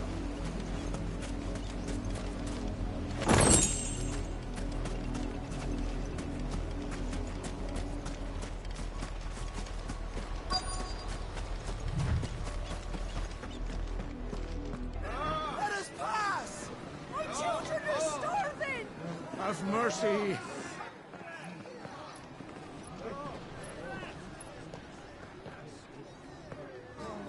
Voice-ridden dogs they are! You can't ignore us forever! Let us in, or we'll die on your doorstep! Better out there than in here! Oh, get enough Fuck off! Hang it, chinless bastards! Those crystals belong to us all! I said, where were you, filth? Back to your style! Cut you down where you stand! Destroy it! No chance of slipping through unnoticed. We'll need to find another way in.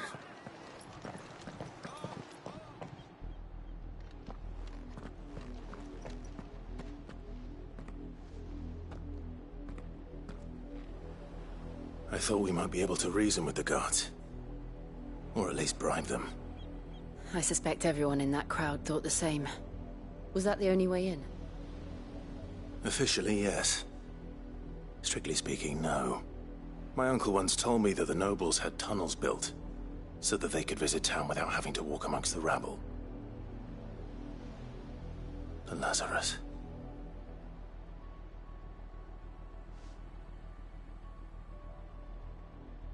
We'll find our way into the city there. If you're sure. The entire place looked abandoned. Do you think it's safe? As long as it is abandoned.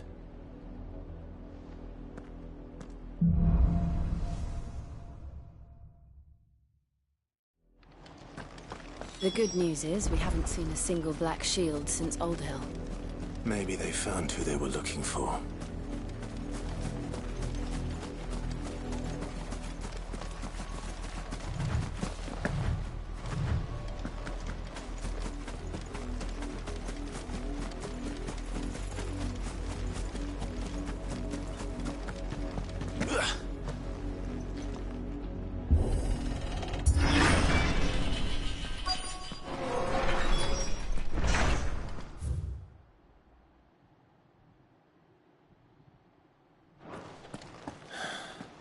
This is nothing like I remember it. How quickly a crown can lose its luster.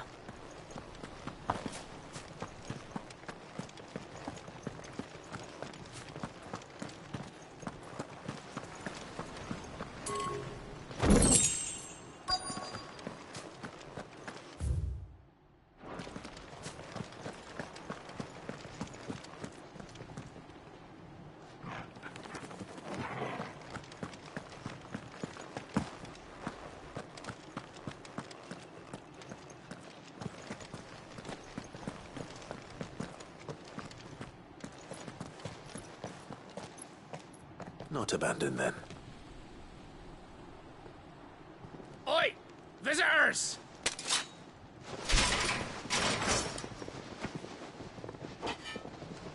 Apologies. We'll show ourselves out.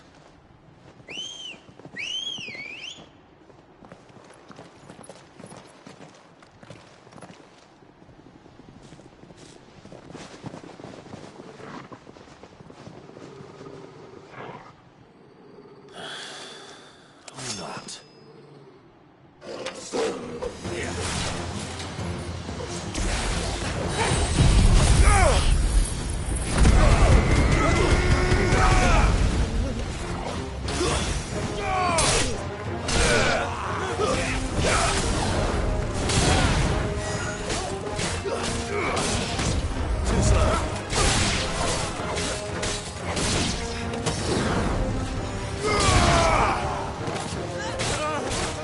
All yours, Torgal!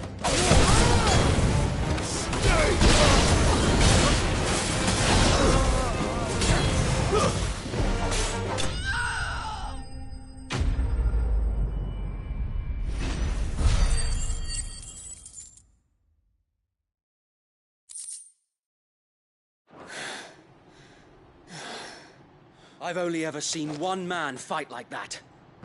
And he's long dead. Then perhaps it's time you joined him.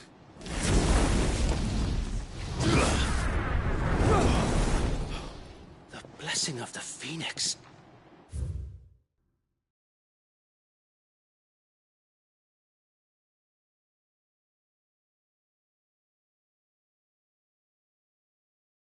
It can't be.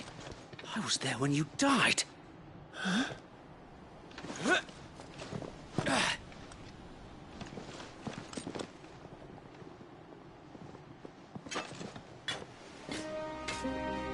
Forgive me, my lord. I knew not whom I addressed. You have naught to fear from us. Founder, it really is you. It is. So wait.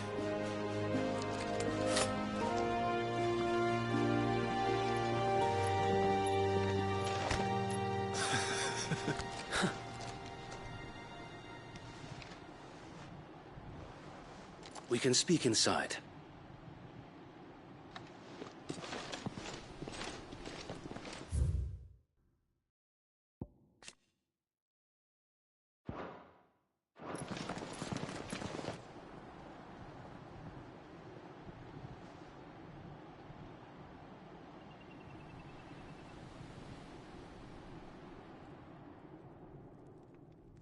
And those who wouldn't bend the knee?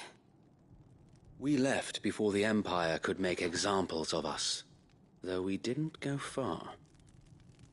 And we banded together to form the Guardians of the Flame soon after. Alas, there is only so much a handful of aging shields can do against the might of an empire.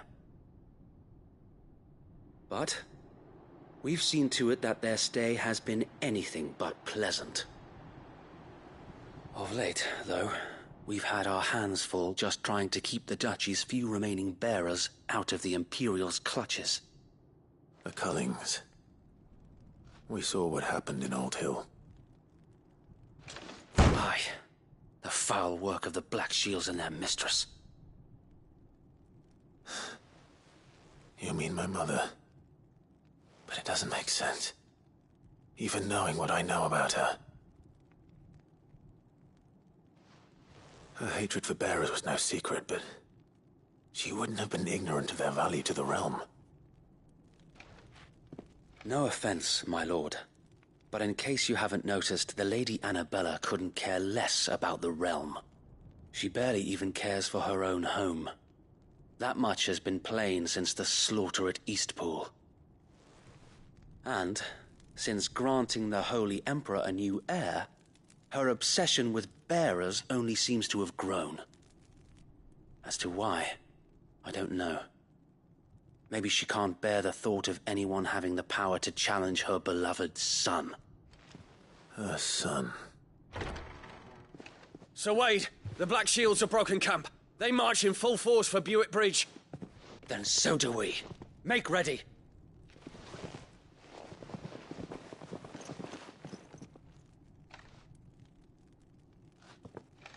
This is their main host. If we remove the head, perhaps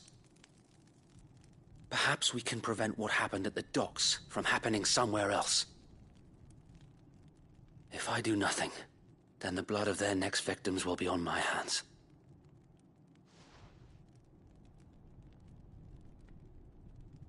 Yours and ours.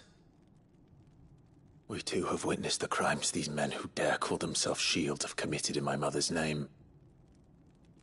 It cannot be allowed to continue. We must put a stop to this madness. We must. So let us go with you. For the good of Rosaria. I was hoping you'd say that. Very well. If that is your wish, I would be honored to serve at your side. And we at yours. So, Wade, let us do our duty. With pleasure, my lord.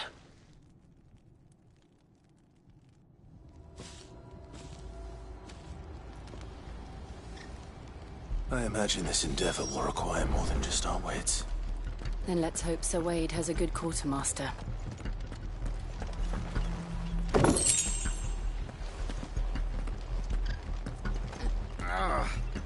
Oh, buck up, man. I suppose we owe He's you still our not dead. thanks. You spared us when you could have just as easily sent us to the mud. We'll show them that the fire in our hearts is You're telling me that's the Archduke's? In the flesh. Saw him once when I was your age.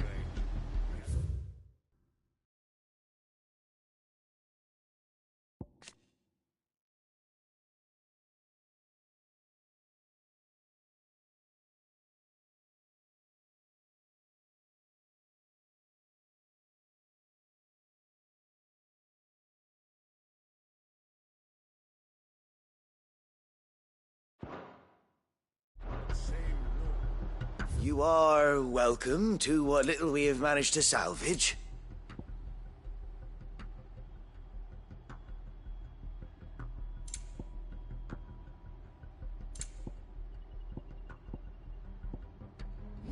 May the blessing of the crystals go with you.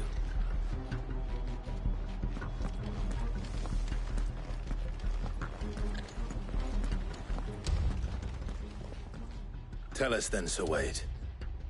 What is your plan? Nothing fancy. You, Lady Jill and I make for Buick Bridge and provoke the main host at their encampment. Sensing an opportunity to end the Guardians, the Black Shields will call for reinforcements, who will be met from the rear by parties of my brothers hidden throughout the surrounding hills. This will allow us to wage battle on the bridge without fear of being overwhelmed. While the Black Shields have an advantage in numbers, you see, they prefer to fight in small units, which we can use to our advantage. How small exactly? Small enough, now that I have you and Lady Jill for company. I doubt I could have done this on my own. But until we arrived, that was your plan. You haven't changed a bit. So Wade, the bearers from Oldale have been laid to rest. Very good. Now make ready for battle. As you command.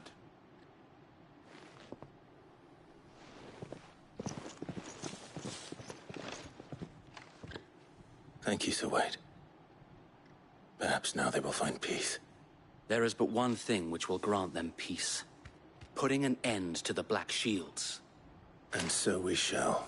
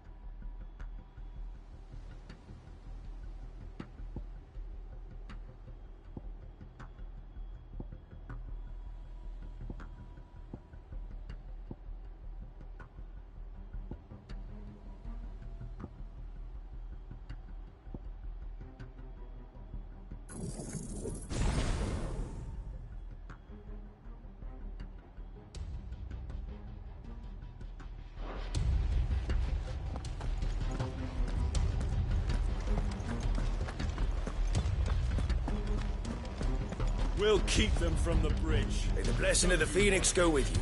You better. Brother Wade's life depends upon it.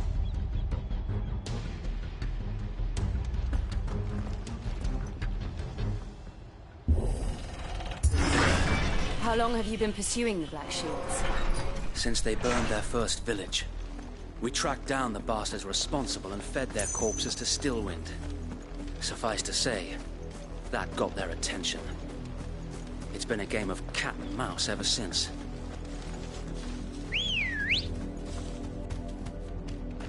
Come on.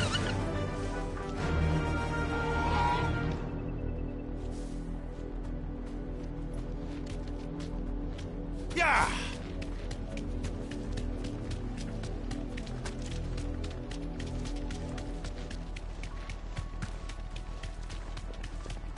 I got me sideways. Come along now. The bastards are looking. There they are. On your command, my lord.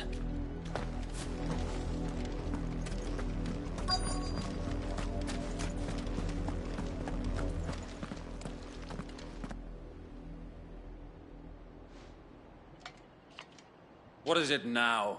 I told you! We bear a message for the Vicereine.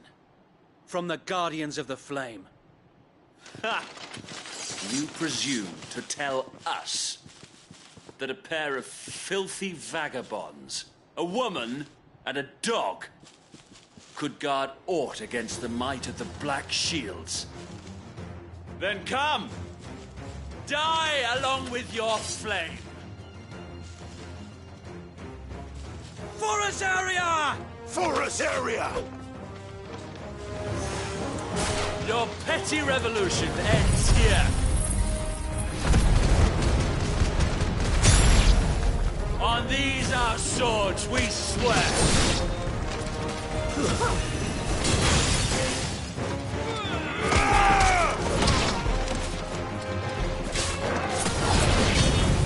Bloody hell! Reinforcements from the far bank! Another body then to fight their battles for them.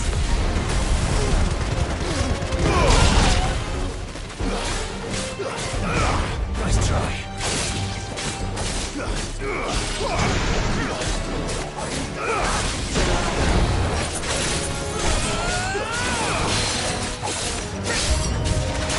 More dragons.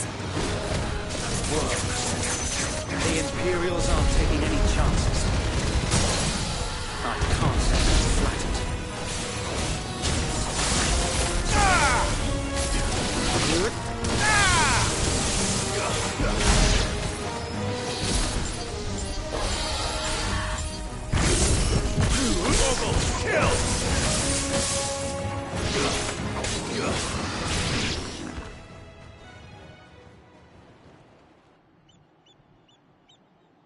A noble stand, albeit a misguided one.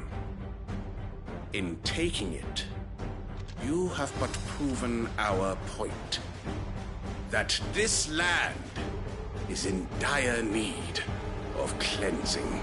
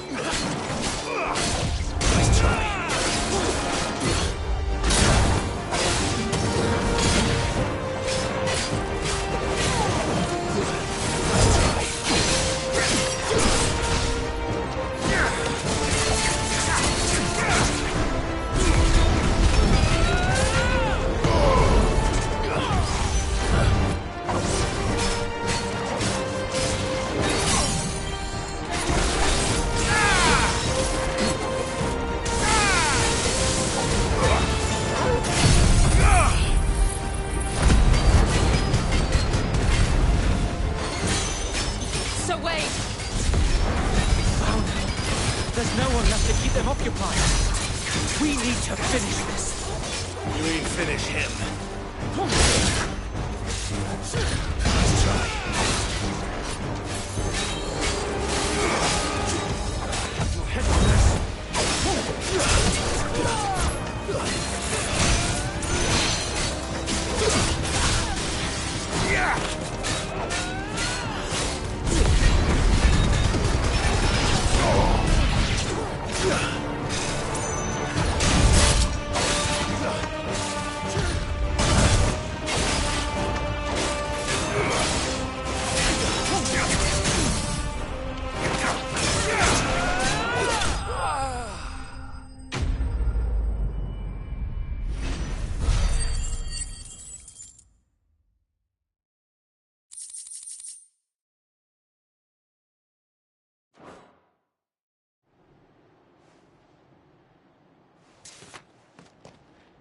I don't see any more.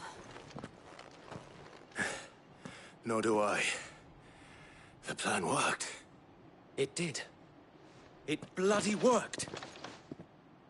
We sent every last one of the rotten bastards straight to the mud! Lord, perhaps this will be enough to stop the Cullings. For the time being, at least. Perhaps. Though I doubt my mother will take this loss well. She'll move swiftly to see her minions' ranks replenished. And then it will all begin again. I often wonder if the nation we once knew is gone for good. Her fields rot. Her people starve.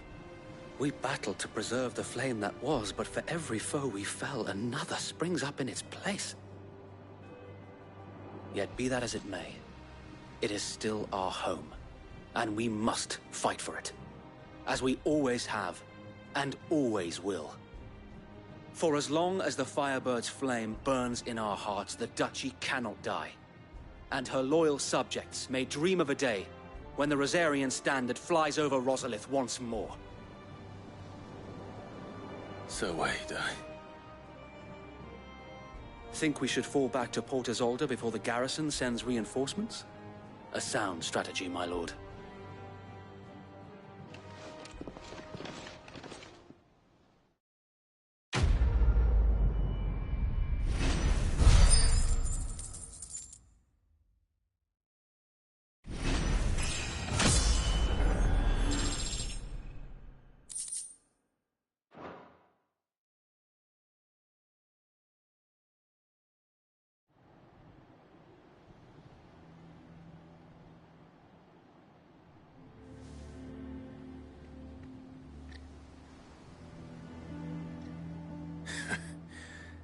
And how long has my uncle been funding you and your comrades' endeavors? Since the beginning. Lord Byron was the first person I turned to after forming the Guardians. And had I known of this tunnel back then, I wouldn't almost have been hanged by the city guard for trying to sneak over the wall. I suppose a formal request for an audience would have appeared suspicious. And appearances must be maintained. Were the Vice-Regency to catch wind of Lord Byron's involvement in our movement, they'd seize his estate and send him to the gallows, where he would be of no use to anyone. And so, though it sickens him to the soul, he plays the part of the loyal lord, knowing that one wrong move might prove his downfall. It is why he remains ever vigilant. Don't be surprised if he refuses you an audience, especially since you're famously dead. Then I will have to think of a way to prove that I am neither wraith nor wrongdoer. I might have something which could help with the latter. It's the mark of the Guardians. Display it, and those who love Rosaria will know where your loyalties lie.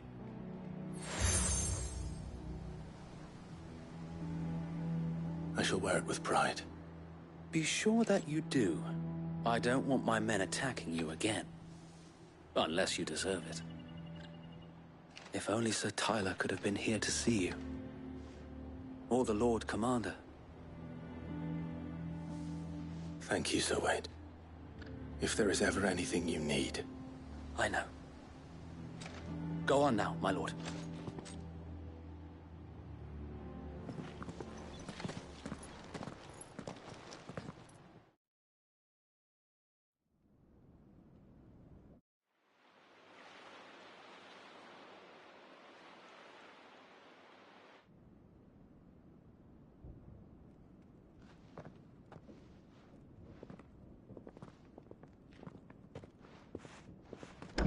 How accommodating. Do you really think they believe we are who we say we are? Not a chance.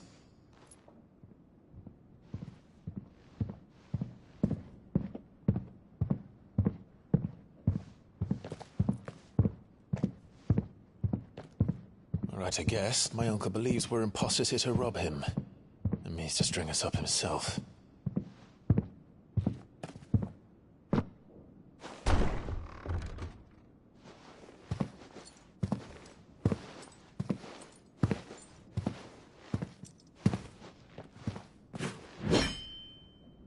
Imagine my surprise when I was told my nephew had come to visit.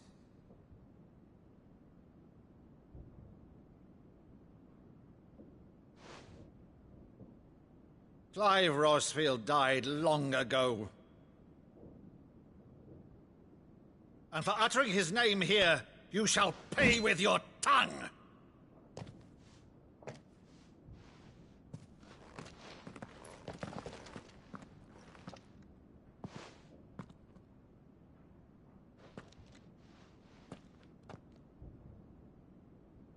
You would mock me as well?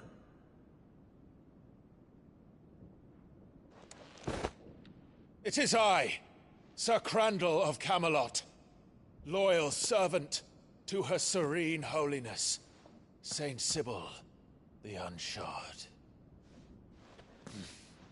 Meadow, thou vile sorcerer, for thy crimes against church and crown, I shall have thy head.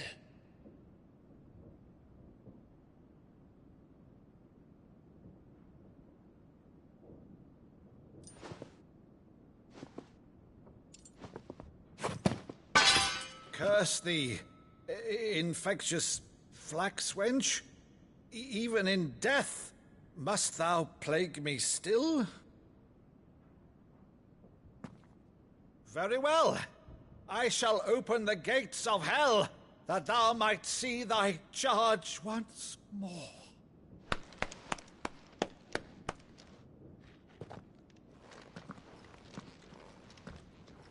Bravo, Uncle.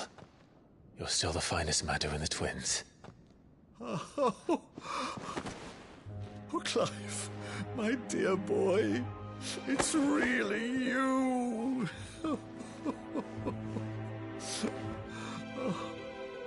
You always were fond of that scene from The Saint of the Sanctuary.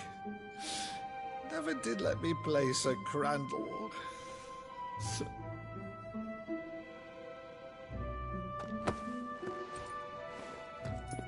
I have a favor to ask, Uncle Byron. Rutherford, inform the kitchens. There'll be guests. We dine immediately. But, Uncle... You can't very well regale me with the tale of your miraculous preservation on an empty stomach. Go on, sit.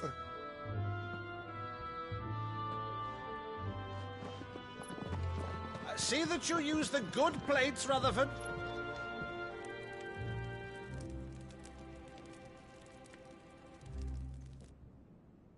So you arrived late to one of her cullings, did you? Since becoming Vicereine, Annabella has been a constant thorn in Rosaria's side, but these atrocities are a new low. Something has changed. Quite what, I don't know, but the woman we knew is gone, and a monster sits in her place. A monster? For better or worse, I've been charged with governing this town, and thus must maintain the illusion of obedience. That's all I can do to aid Wade and his merry band of revolutionaries. So he's told us. You have risked much for Rosaria. Our nation will be forever in your debt.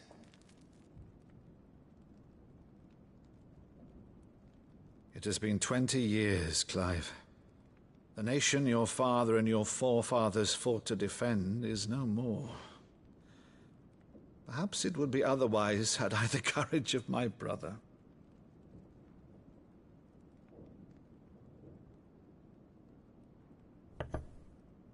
All right, if it's a ship you require, a ship you shall have. I've a galley in port, but recently relieved of her cargo. She can be outfitted for the voyage in a matter of weeks. So you believe us, then? About everything? Believe you? Ha! Only a fool would believe even half of the things you claim. But until tonight, only a fool would have believed my nephew still lived. And besides, I have it on good authority that Clive is telling the truth. Whose authority? Your own, of course. You've always been a terrible liar. Is that true? It's not untrue. Let's say no more about it, eh? It wouldn't do to linger on my nephew's greatest failing.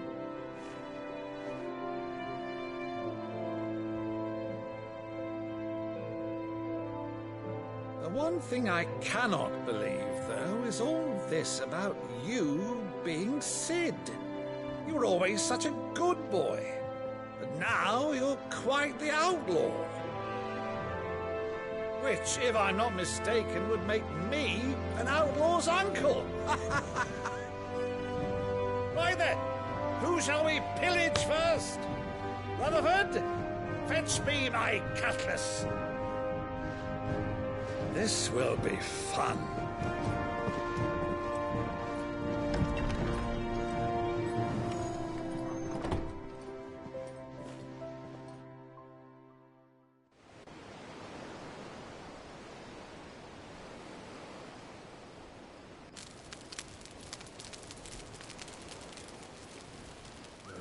Over there. Go on. She's a fine ship, isn't she? Once outfitted, she'll bear us across the boiling sea to Drustinus in the space of 3 days.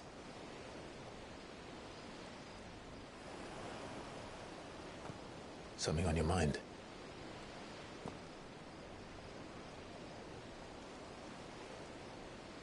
Monsters.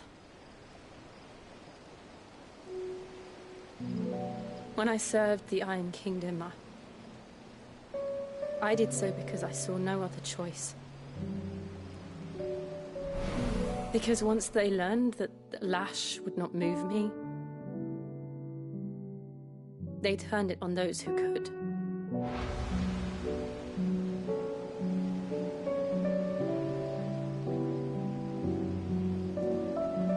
And so I became their puppet. I let them pull my strings, telling myself it was not my hand that swung a sword, but another's. I removed myself from the truth so I wouldn't feel the pain it caused.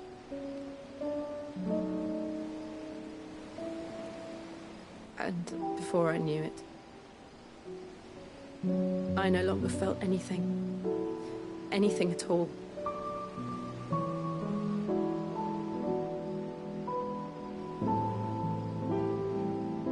I had become a monster.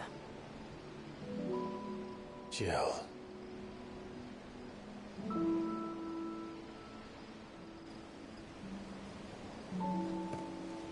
I don't want to be a monster, Clive.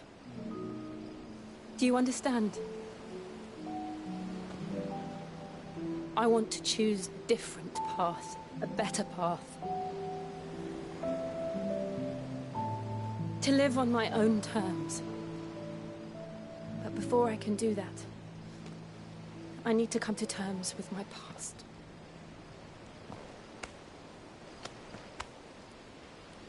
And when you do, I'll be standing there with you, just as you stood with me.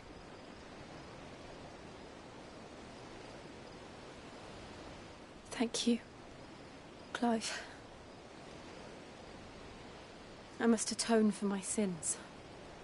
Only then, when it's done, will the monster cease to be.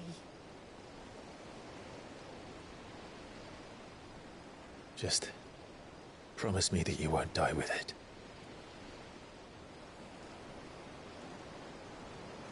Now, let's get some sleep. The journey back to Benamir is long, and there is much to tell the others.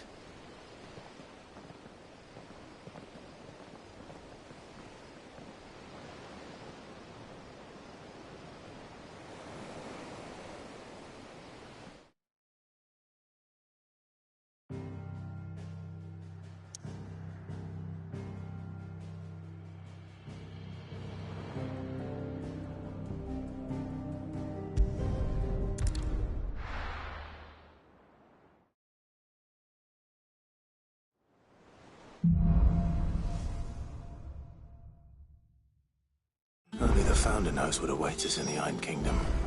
But Vivian could probably make an educated guess. Take a local nobles. How did we never There are hear new about village these guardians? every day. Same way they... Welcome to the Patron's Whisper.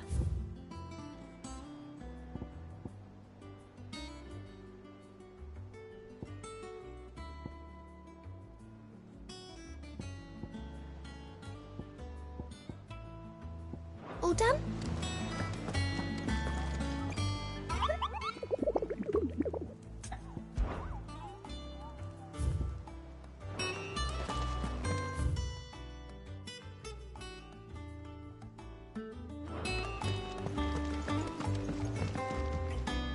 Clive!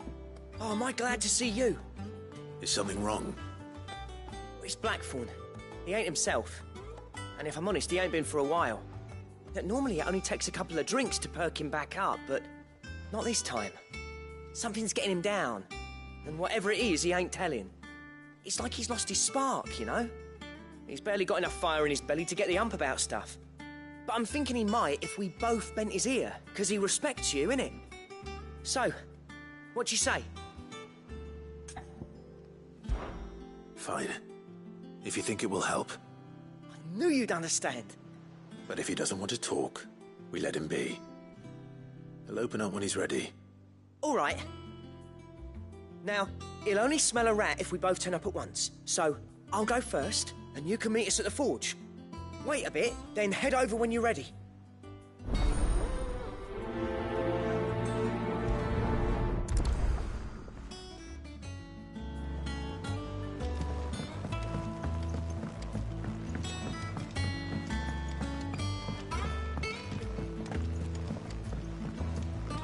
I could have sworn we had a few.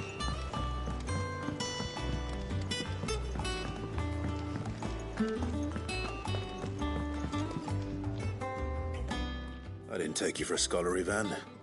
Oh, this? It's Valisthea, a culinary pilgrimage. I borrowed it from old tomes. Seems there's no creature in the realm so foul it can't be cooked up into something delicious. Think I'll stick to the unfoul ones, thanks. Oh, where's your sense of adventure, Sid?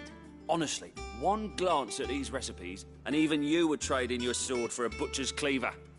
From spit roasts to sweetmeats, this book has them all. What I wouldn't give to bring these recipes to life. If it's my blessing you're hoping for, then by all means. Well, I'm no hunter, Sid. The first tunnel worm I came across would be the death of me. But you're made of sterner stuff. Would you help me resurrect one of these recipes? Something tells me you won't be taking no for an answer. Fine, I'll help. Fantastic! Thank you. So, dare I ask what's on the menu? Chance's Stew. It was once a favourite among the gourmands of Oriflamme, if the author is to be believed. Though Molly's never heard of it. The only problem is that while the recipe is extremely detailed in most respects, it's infuriatingly cryptic as to the main ingredient. A beast, no doubt. Most likely something that would make easy work of a simple cook with more broth than brawn, but unwanted violets. I've no idea what they might be. Does the book say anything else? Well, only that the sweetest violets sprout atop the bed of roses. Roses. Rosaria, perhaps? One of the butchers in Martha's Rest might know something. I'll ask next time I'm there.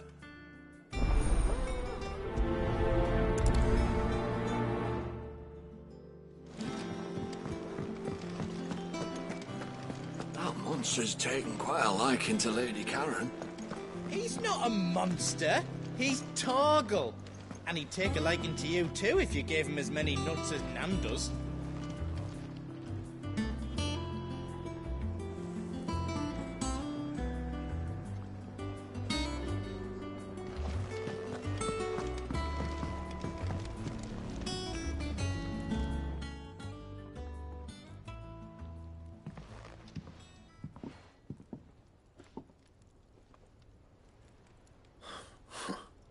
First August, and now you.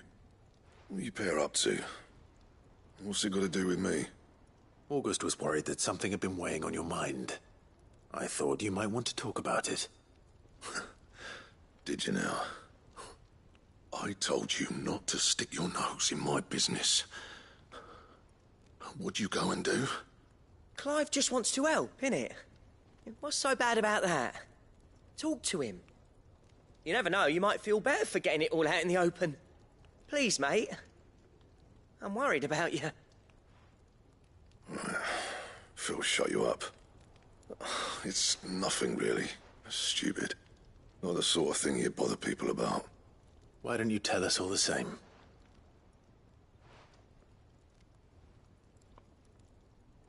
Karen and I have an arrangement. I keep an eye on Goots, and she shows me what the competition's up to. Interesting arms and armor, things like that. Anyway, the other day, she shows me a cuirass she's come by. Masterpiece of level work. Light, supple, and tougher than it had any right to be. Made my stuff look like every clumsy shit. I should have brought the bastard thing there and then just to study it, but I was too proud. And now every time I reach for my hammer, I'm reminded that I'm not the craftsman I thought I was. There. You happy? You got what you came for. Now piss off. All right. We're going.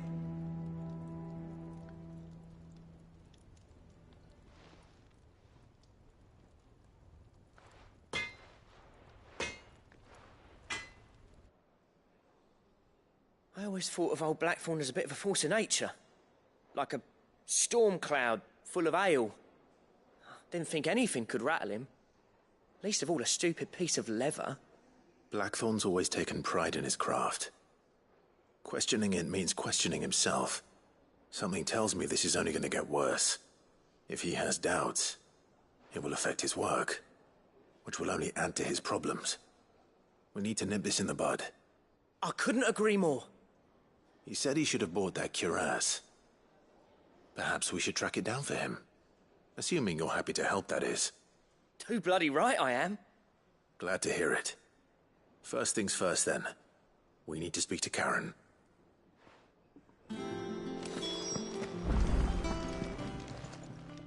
Karen, do you have a moment?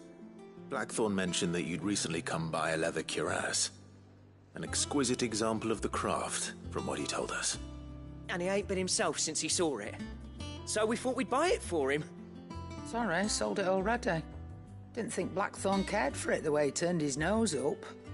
But it was nicely put together, that's for certain. Even if the bloke who made it is a bit of an odd one. Happened across him on my travels.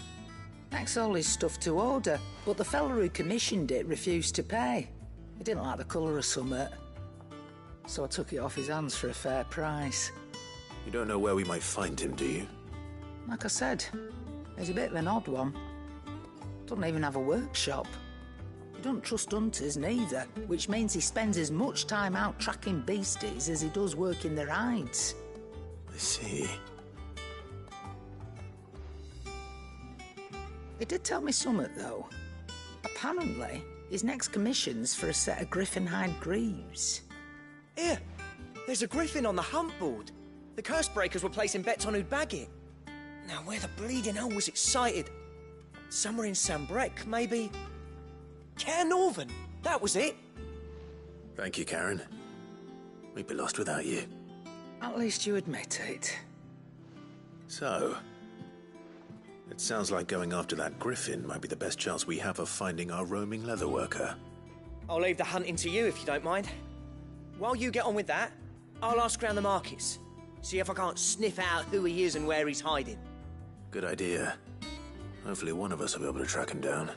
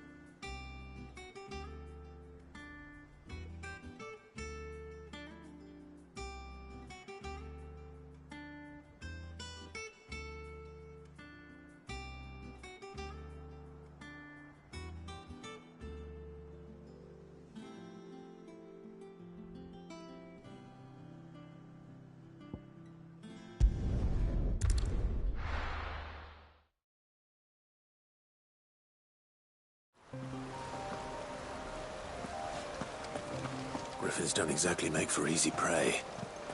Let's hope our craftsman hasn't bitten off more than he can chew.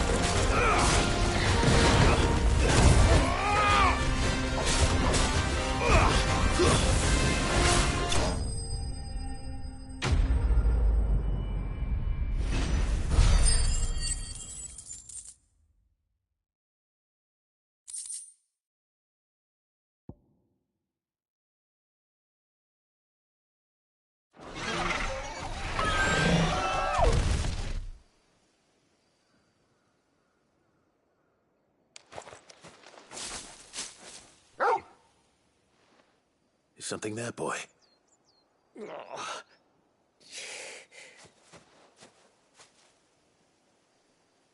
Could that be our man?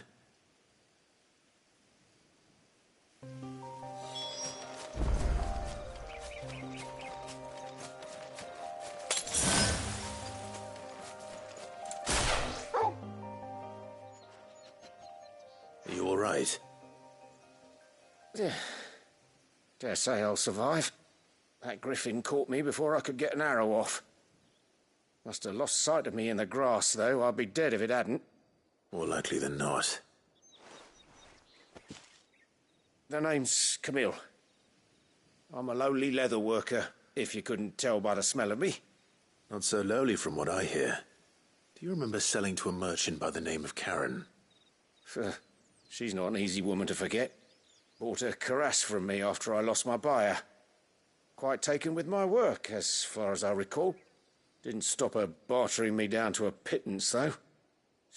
She send you for a refund? It's not her who sent me.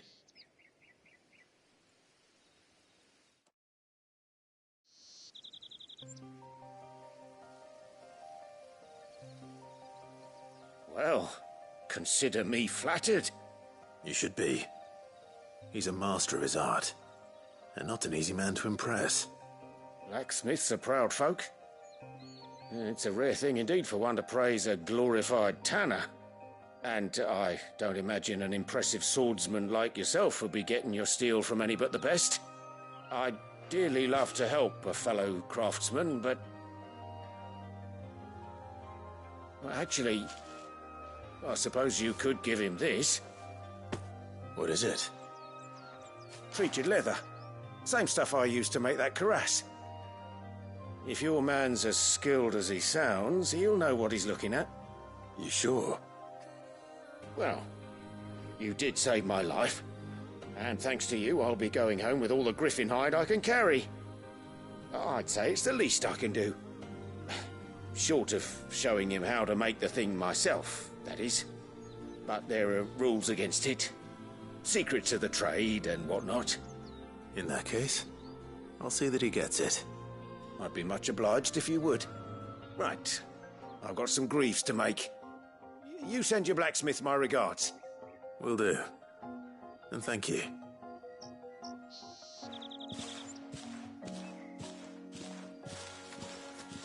Hopefully this will sweeten Blackthorn's mood.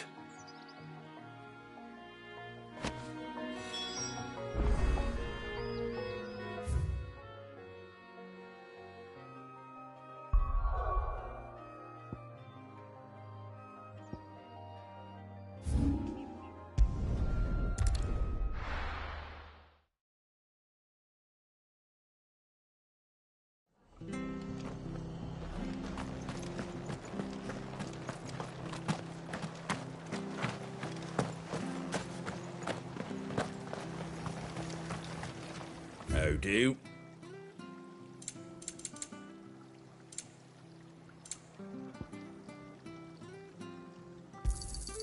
Much obliged. There you go. Fare thee well. Thank you for sticking with us. Those of us who are still here have to look after each other. Perhaps I'd live longer if I bade this town farewell. Ah, welcome. Times may be hard, but if you got the gill, I got the goods. What can I do you for? Unwanted violets, if you have them. Though I'd gladly settle for learning what they are if you don't. Why, I haven't heard folk call them that since I was a lad. You're looking for scorpion tails. Unwanted violets is what folk used to call them back in the day. They turn a wicked purple when you boil them up, hence the name. Used to chuck them in the pot when there weren't nothing else on offer, when there was a war on, that sort of thing. Thankfully, times aren't yet as hard as that. And even if they were, you wouldn't find anyone selling them these days. Do the scorpions still live nearby? I dare say they do. 3 Reeds would be your best bet, if memory serves. Thank you. You've been most helpful.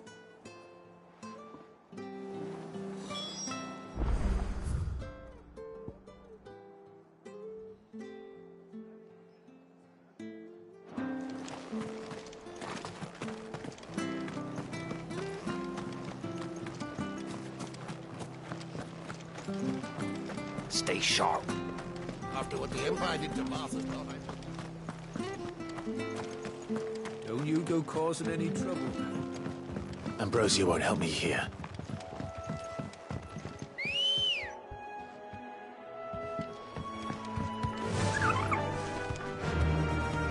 Fly, Ambrosia.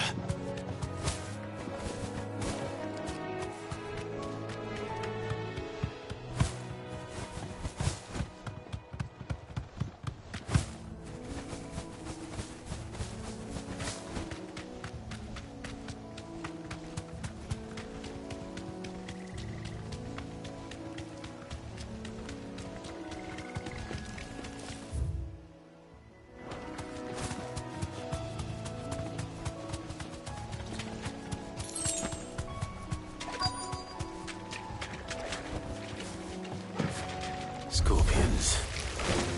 At least I know what I'm up against.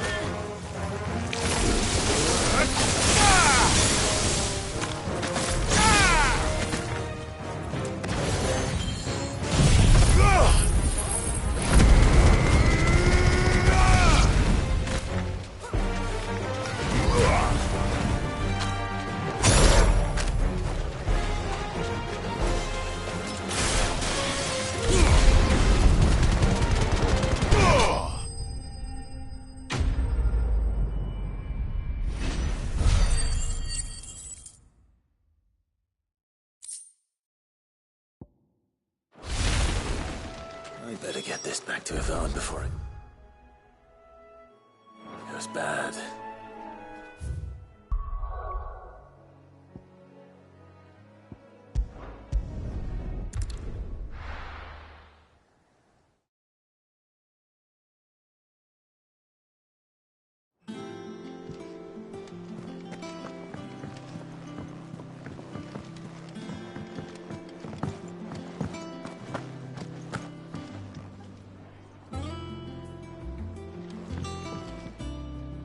Did you find our mystery ingredient?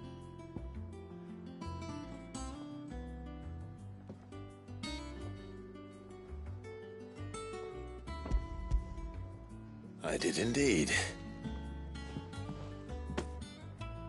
Marvellous! Let's see. What am I supposed to do with this? It's poisonous, surely. You wouldn't be wrong. But that's your unwanted violet. Into the pot it goes, I suppose. Wait here. I won't be long.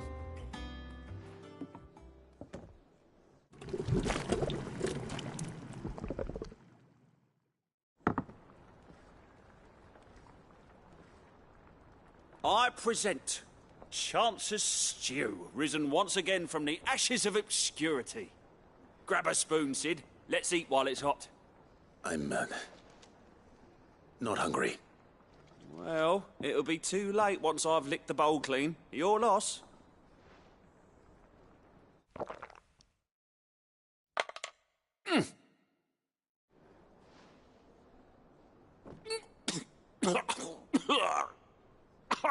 Odin's teeth. What the salt on the senses. It's like choking on swamp water. And yet, up through the pungency there rise complex, meaty notes. It takes a moment to recover from such an onslaught of flavours, but never have I tasted anything so fine. Thank you, Sid. Thank you. You're, welcome. I must share this gift. I won't rest until a steaming bowl of Chance's stew sits before everyone in the hideaway. A single mouthful, and Molly will be breeding scorpions of her own. I'm sure she will.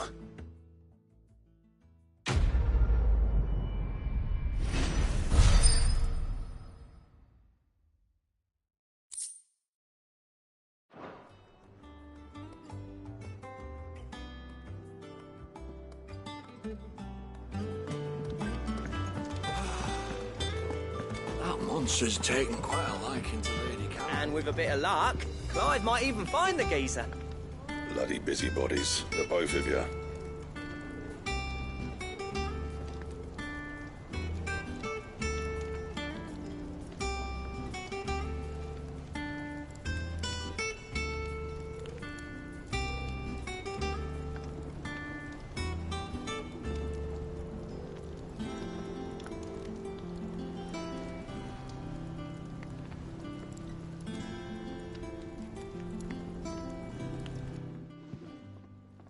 How'd it go, Clive?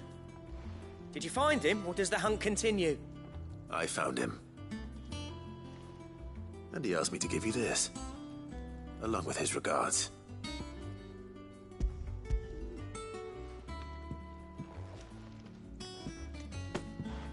You're joking.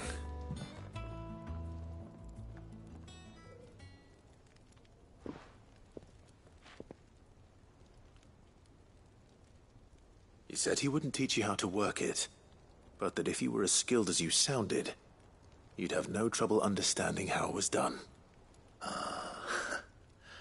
So that's his secret. Crafty bastard. He's layered and cross-grained it. Good few times, too. No wonder it's tough. And that's no ordinary oil he's used to get that finish. Oh, this is fine work. Even finer than I thought. Yeah?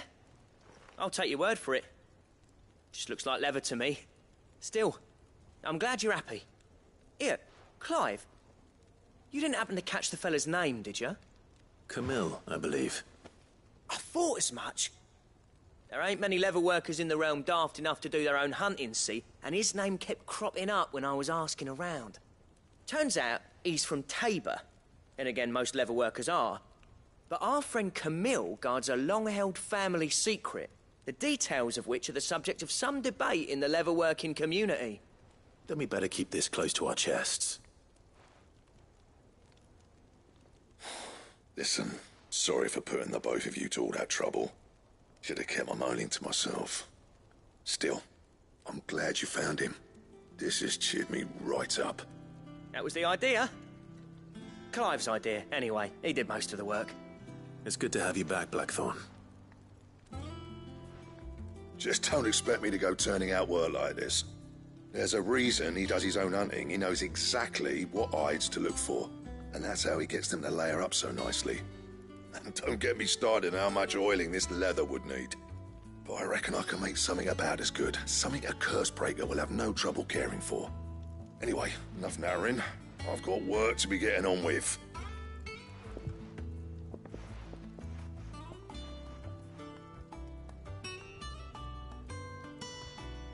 Looks like we won't be needing a new blacksmith. As if there was a better one out there. It wouldn't have been the same anyway. No one spins a yarn like old Blackthorn in his cups. Right, now that's sorted, I've got duties to attend to. Thanks, Clive. You've given me my mate back.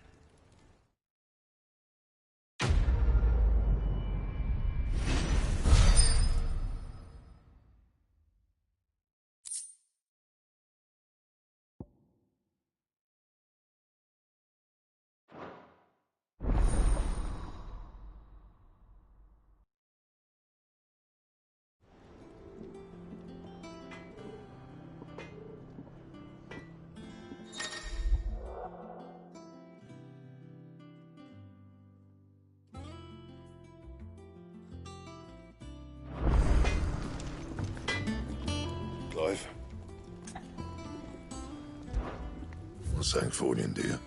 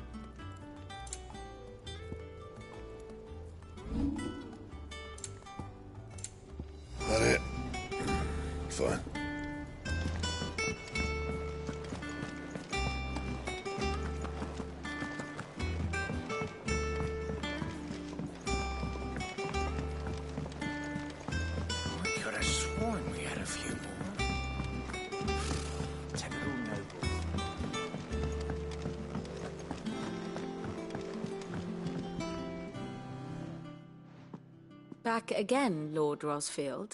I'm touched that you should find me such good company. It is not your company, but your counsel that I seek on this occasion. Ever the charmer. What will it be today, then? The Iron Kingdom. I need to know what to expect. You'll soon be setting sail for Drake's Breath, then, I take it.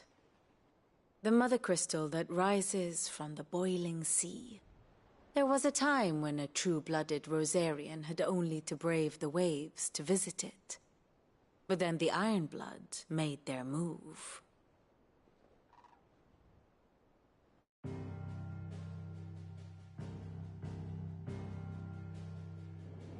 As you know, the Iron Kingdom rules over the islands to the west of Storm. Or rather, its church does. But this is not the pragmatic approach to state religion employed by the Holy Empire to manipulate the masses. No, the Iron Kingdom is the literal embodiment of the crystalline orthodoxy. And so, if one is to understand it, one must start there. As the name implies, the orthodoxy holds the Mother Crystals sacred, and they do not take kindly to heathens plundering the objects of their worship for the means to fill washtubs and light lamps with frivolous feats of magic. Indeed, the faithful consider ether a sinful thing, a poison no less. And to them, a dominant is an instrument of evil, albeit one they have proven only too happy to turn against their enemies. Some 80 years ago, in Northern Storm, Drake's eye collapsed. Soon after, in pursuit of ether, and with the Blight at their backs, the Northern Territories descended upon the Grand Duchy of Rosaria. And when the Shields of the Flame marched north to meet them, the Iron Kingdom spied an opportunity. A few short days later, the Crusaders landed on the island of Mount Justanus, home of Drake's Breath, and plucked it from the Duchy's grasp. Rosaria tried to reclaim it, of course, but to no avail. I doubt more than a handful of Duchy men have set foot on its shores in your lifetime. Nor are they like to again, under the Empire's stewardship, meaning the Iron Blood will keep their island, and with it, the foothold they need to march on mainland soil when next they spy an opportunity.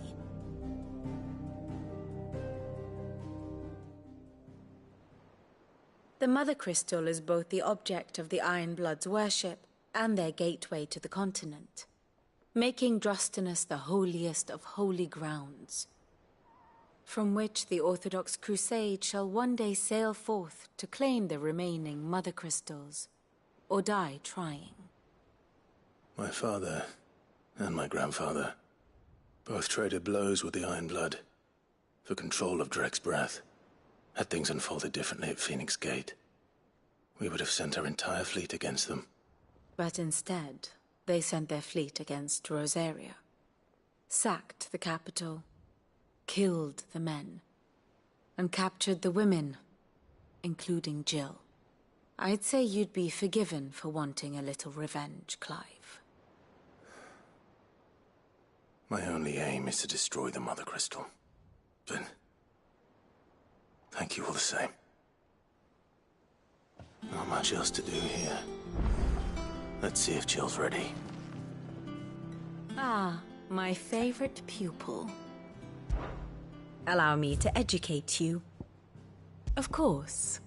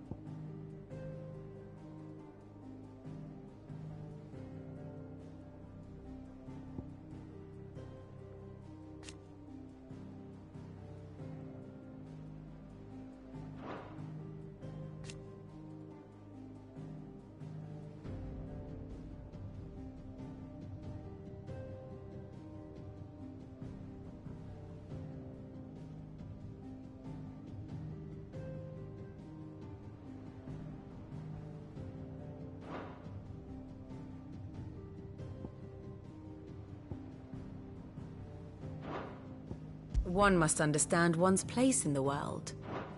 Very good.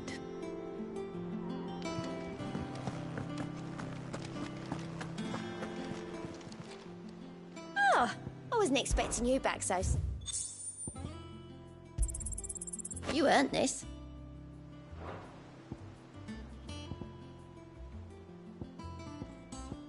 All done? How are you doing? Anything catch your eye? Always something in there.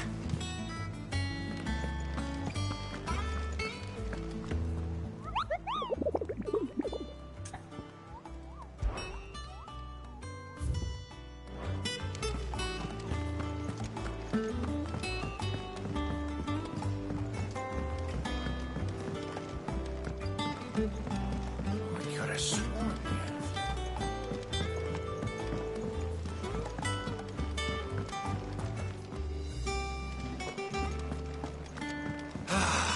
What?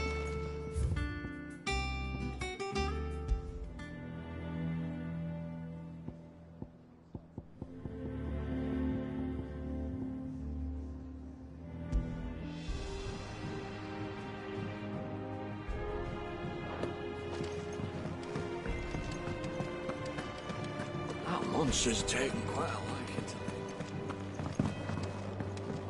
to Deadlands wouldn't be half as bad without all the